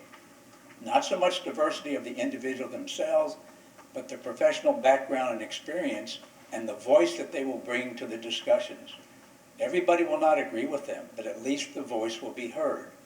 And therefore, I recommend that we maintain the balance of an environmental engineer whose voice will be heard going forward in the person of Mr. Flannery. Another item I have concern with is in the business world, I have terminated people, I have relieved them of their responsibilities, and I've reassigned them. But I've always been able to look them in the eye and say, this is why this happened. And if I'm Mr. Flannery, and I did my duty the way I should do it, and I was in attendance at those meetings, I would not understand why I'm not being reappointed. And I think he's owed an explanation if he is not being reappointed, and I think I would like to understand why he would not be reappointed.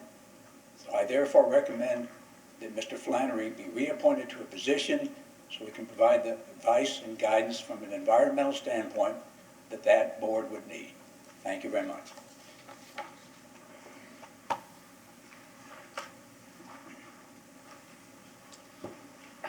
Carl Schrader, Clearwater resident. Mr. Flannery brings a perspective of being an environmental engineer to the board. I think that's going to be sorely lacking if he's not reappointed. He might have a problem with the code, and he says it needs to be changed. Coincidentally, there's a candidate that's running for a council seat that one of you is going to be leaving. On his platform, he says he wants to change the code. So should he be eliminated from the race? How will you vote? Thank you.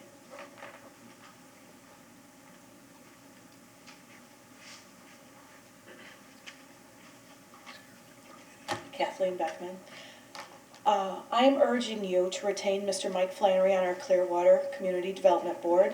In the spirit of transparency, it is not clear why there was discussion on Monday's work session to not extend a second term of service to Mr. Flannery. He would like to continue his service as a member of our Development Board, and I believe he should be retained. I'm not going to comment on Mr. Flannery's decisions, but I urge you to retain Mr. Flannery because he is highly qualified. He brings unique credentials and diverse experience to the board.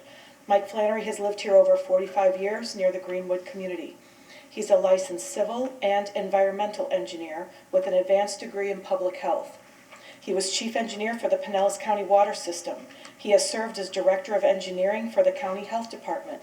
He knows about utilities and road construction, water, sewage, beach water quality, sea level rise, and the many unique challenges we face in protecting our environment while navigating development. He served on the Greenprint Committee when he was also on the Environmental Advisory Board.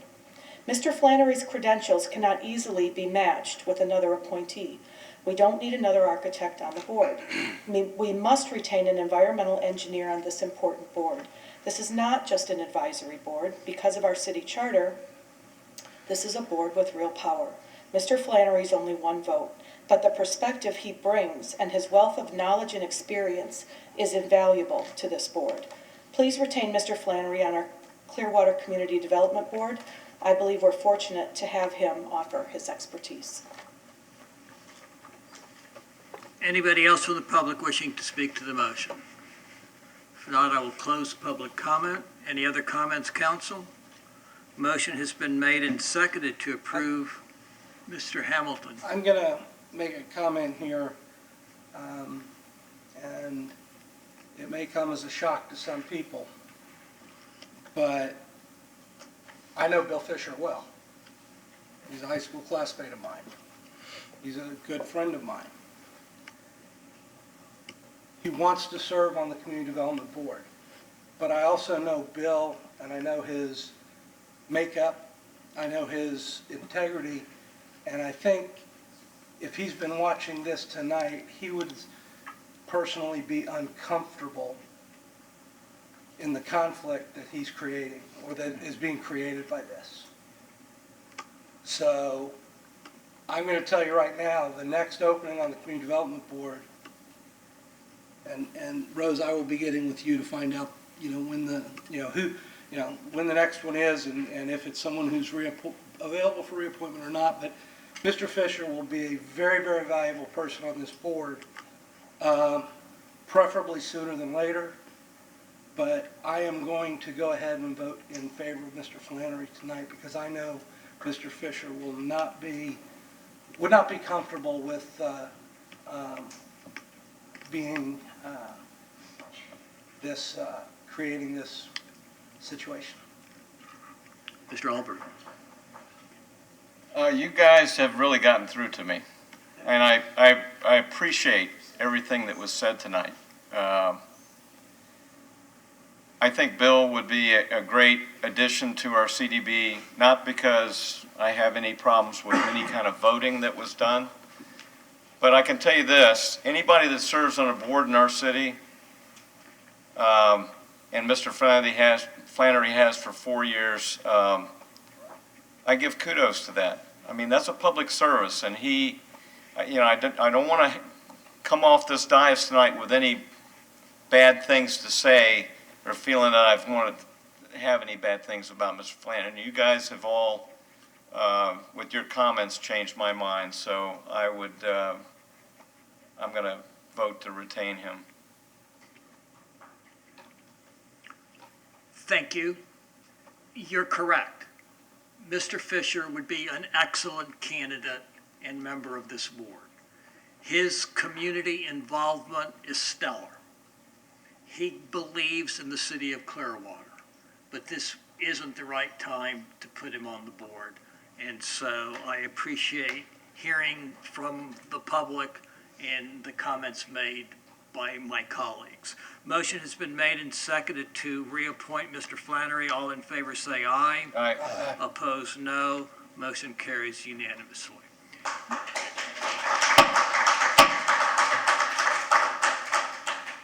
Thank you. Ms. Call, you don't have anything further for us. Mr. Horn, you don't have anything further for us. Ms. Aiken, you don't have anything further for us. Mr. Cundiff. Yes, thank you. On Monday, I brought forth a resolution, which I think you have available online. It was adapted, changed a little bit for this evening. And I won't say a lot about it. I do want to show you the video. But before that, we're not asking for an endorsement for Beach-Tran. Beach-Tran is a local company that works with a vendor called SkyTran. And it is really a futuristic way to travel. And Beach-Tran for the last 4 years has been waiting very patiently for SkyTran to get the working model ready. And I see Tom Nocera, the CEO, is here this evening. During the comments, he may have something to say. I just wanted to reiterate that we're not asking for an endorsement here, but an encouragement for Beach-Tran to continue its work, its planning. We're not asking for a public-private partnership. This is not a proposal for a system. It is an idea for a system that could be, when the time comes for us to vote on various proposals, this will give them the encouragement that they need also for their vendor who is looking for a place to start to have the first commercial system in the United States. I wanted to point out one thing that Hoyt had said the other night about not wanting to be the first. This actually would not be the first in the world. India would be ahead of us. Abu Dhabi wants 2 systems. That would be ahead of us. China and Israel probably would be ahead of us too. And so we can learn from their development as well. But I'll show you the video, if you will, please.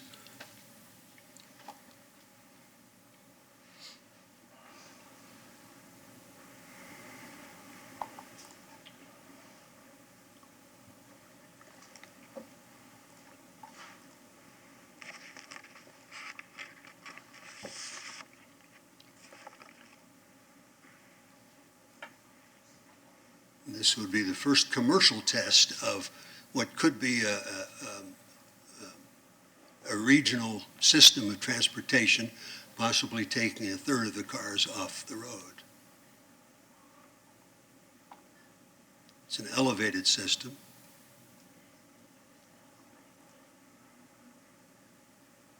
Using solar powered and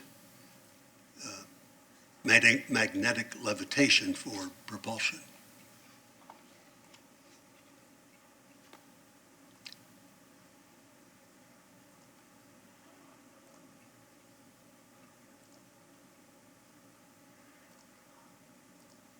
The vehicles would hold 2 to 4 people. Tom, you had some beautiful movie trailer sound on there that we're not getting tonight, but that's all right.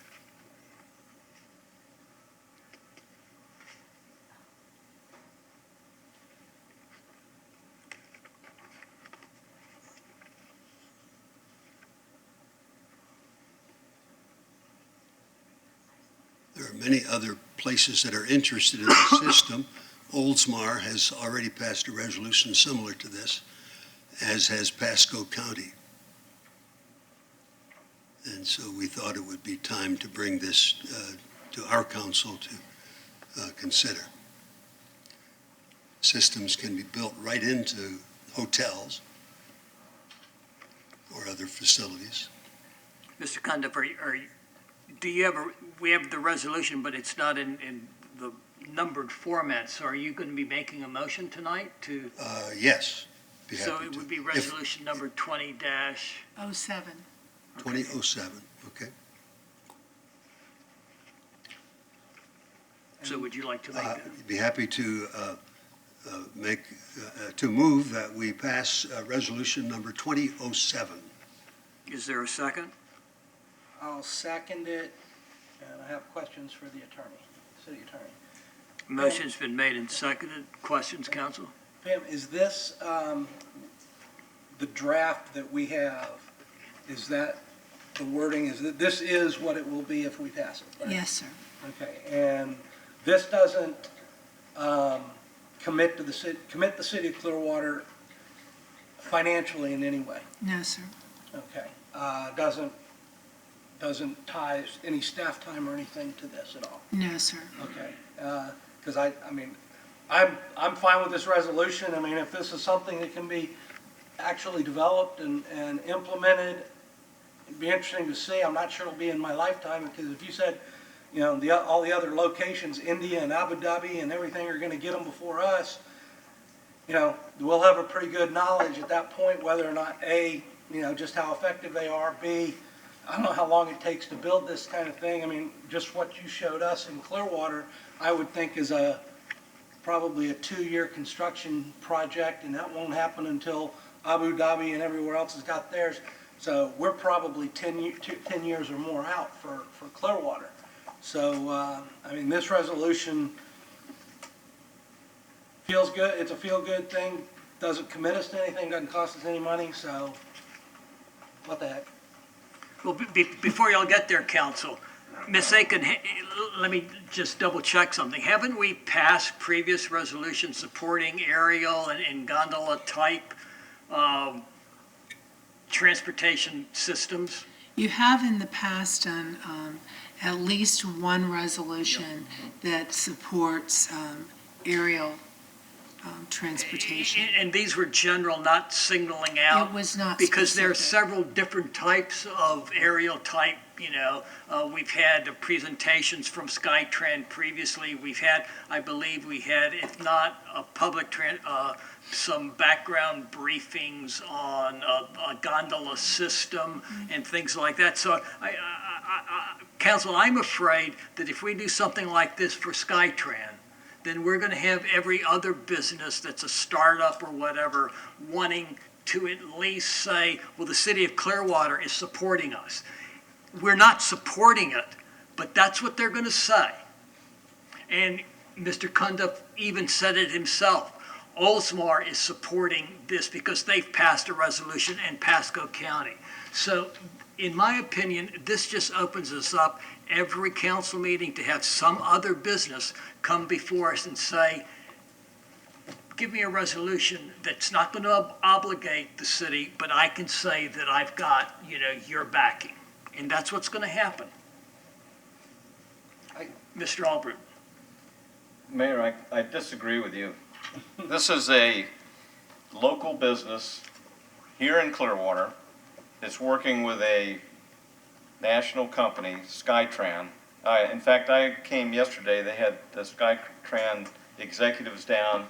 They are, to Mr. Hamilton's point, this isn't something that they have a working model of now, but it is something we've never seen before. It is not a gondola.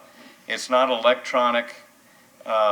This is something that's very futuristic, and it's happening here in Clearwater. So if this could actually take shape, which they supposedly have a working model this spring in Texas, all this says is that we're behind that. And let me tell you, everybody's behind any kind of thing that can take cars off the road, because we have lots of cars on the road.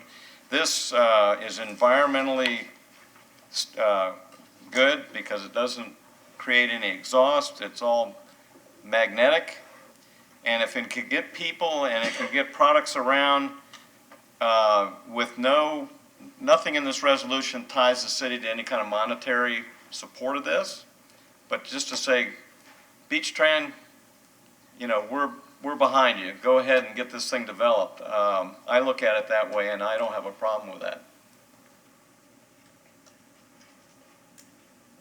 One of my only suggestions is the video that we were shown going forward, they may want to update it and not have Tropicana Field in there, given recent developments between the city of St. Pete and the Rays. I'm not sure you're going to need to be going down to Tropicana too much longer, so we'll have to see.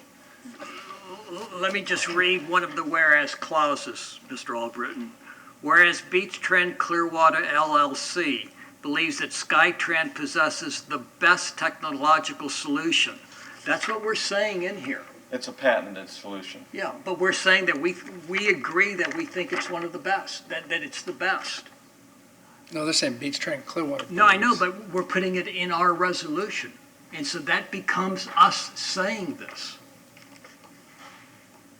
Well, compared to everything else I've seen, I think it is the best Well, technology. it may well be.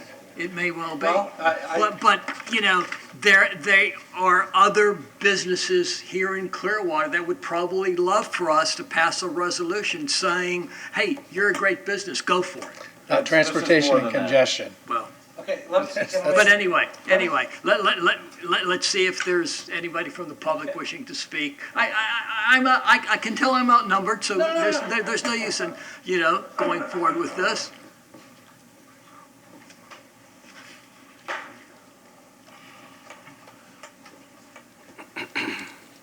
Thank you. My name is Tom Nocera. I live at the city's address, 600 Cleveland Street. Just about live there. It's my office address. In 2016, I appeared before the board. SkyTran, I invited them here to check out Clearwater for the first time. We were hopeful that their technology would advance in time for us to actually have spades in the ground before next year's Super Bowl. That's not going to be possible. However, we think that Clearwater can be positioned to have a fantastic system that will put Clearwater on the map for for something very positive in the near future. I can't say right now that many of you will still be on the city council by the time this comes before the city council for an approval. However, the groundwork that you're doing by this small step will help pave the way for whoever is sitting in your seats in the future. We think that this is going to again, not just change the conversation about Clearwater, but it's also going to inspire SkyTran, which is now a company in Irvine, California, and in Mountain View, California, backed by 4 billionaires, including Eric Schmidt.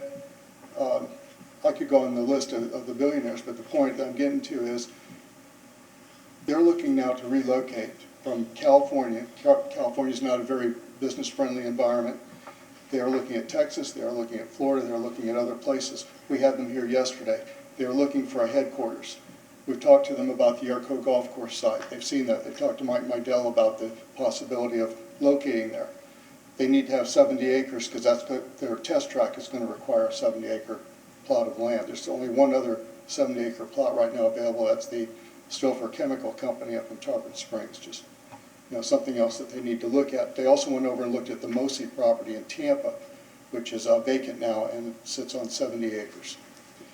I wanted to address Mayor Craigcliffe. This will be the last time that I'll be before you, and I want to thank you for your service and your wisdom. I want to also just explain that if someone comes before you like me that's been working on this for 5 years, it's not a bad thing.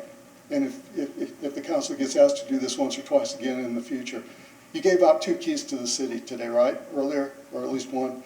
I came in late. But the point I'm getting at, that this is not necessarily a key to the city, but it's going to be something that we can look at in the future and say, hey, the city says, keep doing what you're doing, and when you're ready, we'll listen to you again at that point. So I thank you. It's a 4-passenger vehicle now, by the way, for ADA compliance. It'll only be 4 passengers, so it's not going to be any 2 passengers here. They may have that in Dubai or somewhere, but not here. Any questions? Thank you, sir. Anybody else from the public wishing to speak to the motion?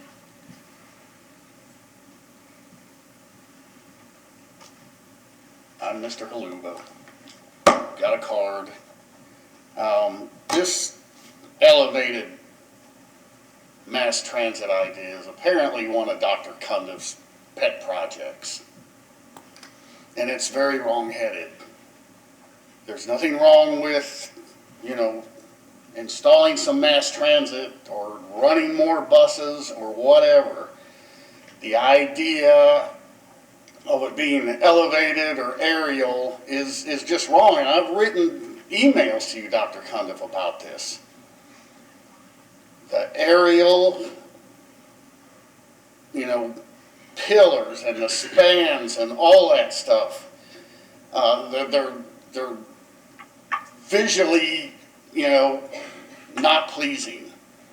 Want to find out what happens to, elevated trains and so forth, go to the south side of Chicago and see what it looks like. I maintain, in my opinion, the reason Chicago has, some of their crime problems is because of the elevated train. I think it's linked directly. I think there's been, sociological studies that link it directly. And you want to do that here? And you want to block the, the sky with something elevated? It's bad news. You should vote it down. It's ridiculous.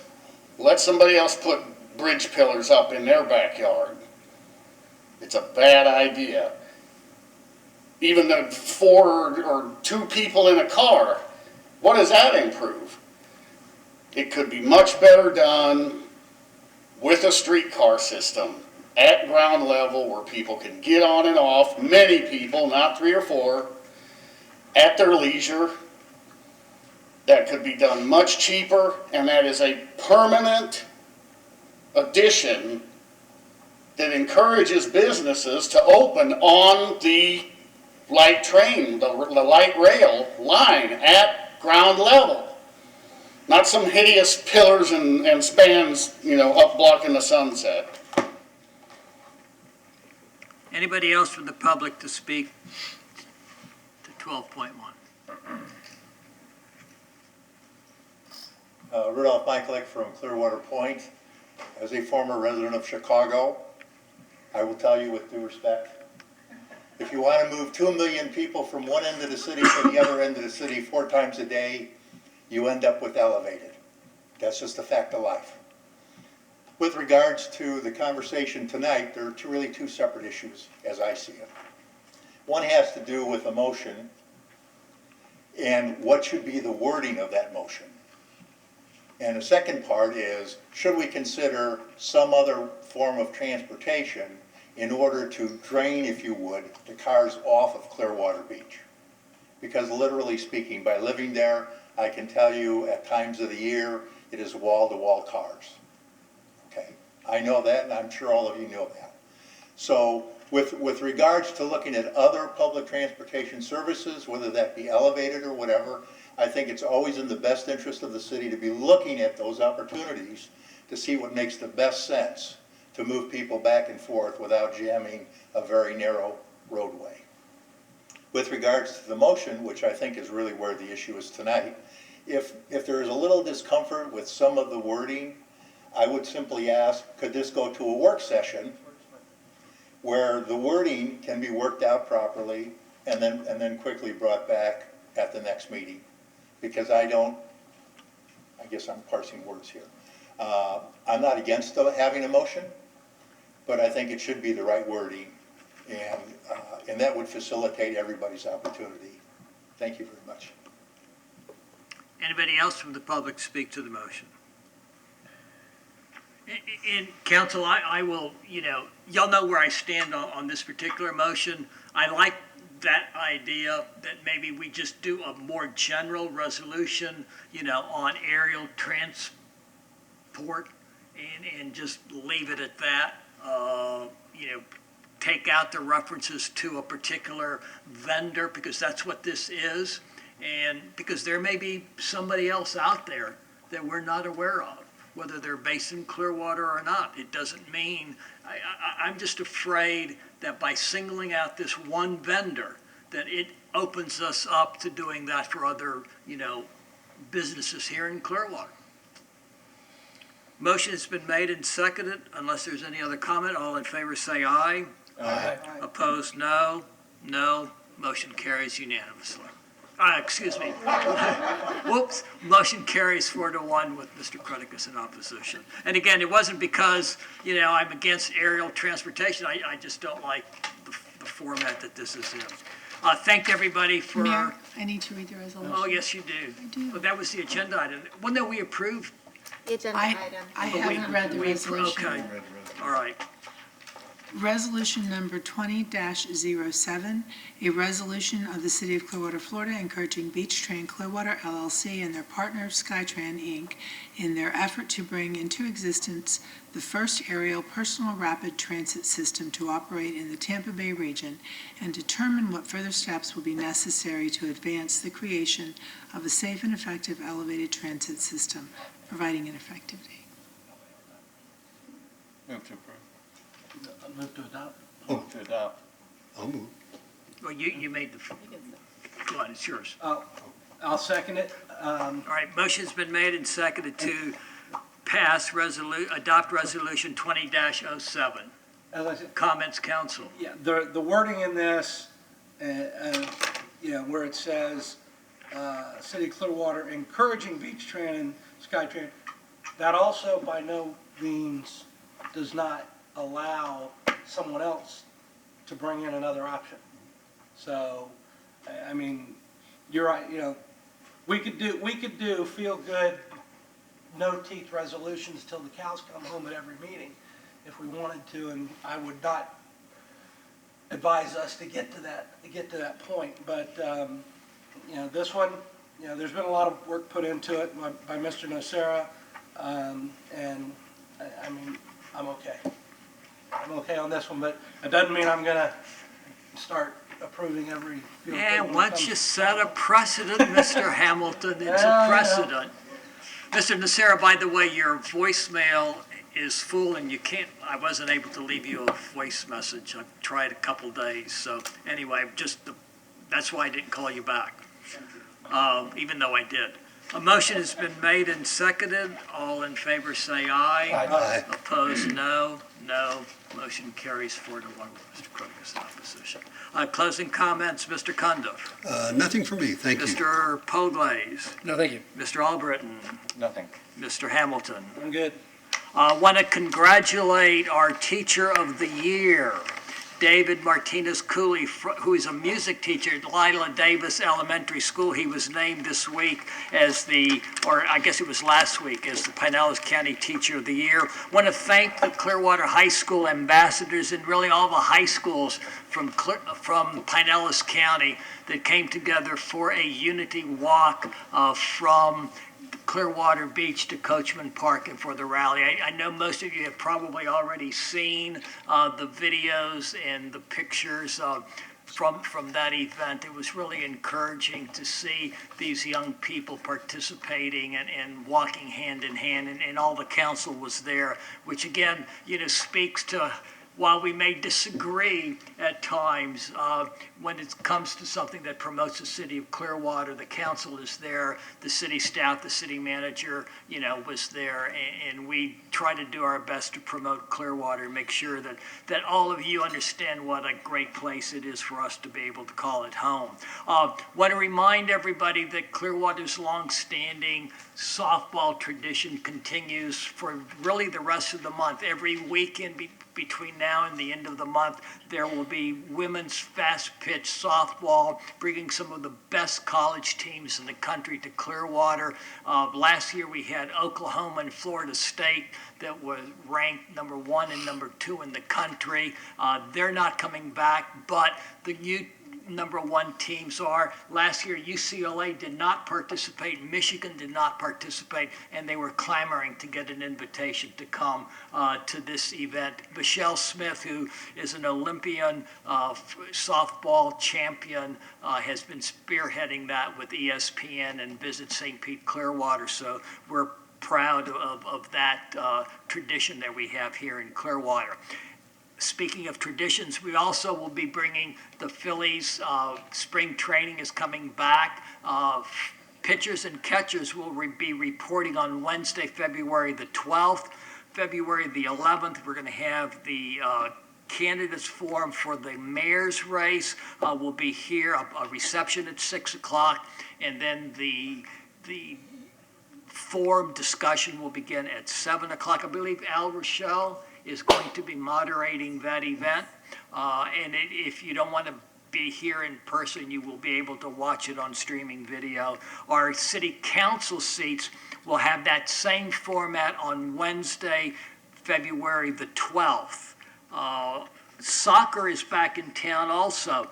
The Philadelphia Union and DC United soccer clubs, Major League Soccer, are doing their spring training here in Clearwater. They do it a little differently. They do split sessions, but there will be games at Joe DiMaggio, training at the Walter Campbell in the North Greenwood area. We would encourage you to go out and see these professional soccer players and thank them for the work that they're doing with our youth soccer programs throughout the city.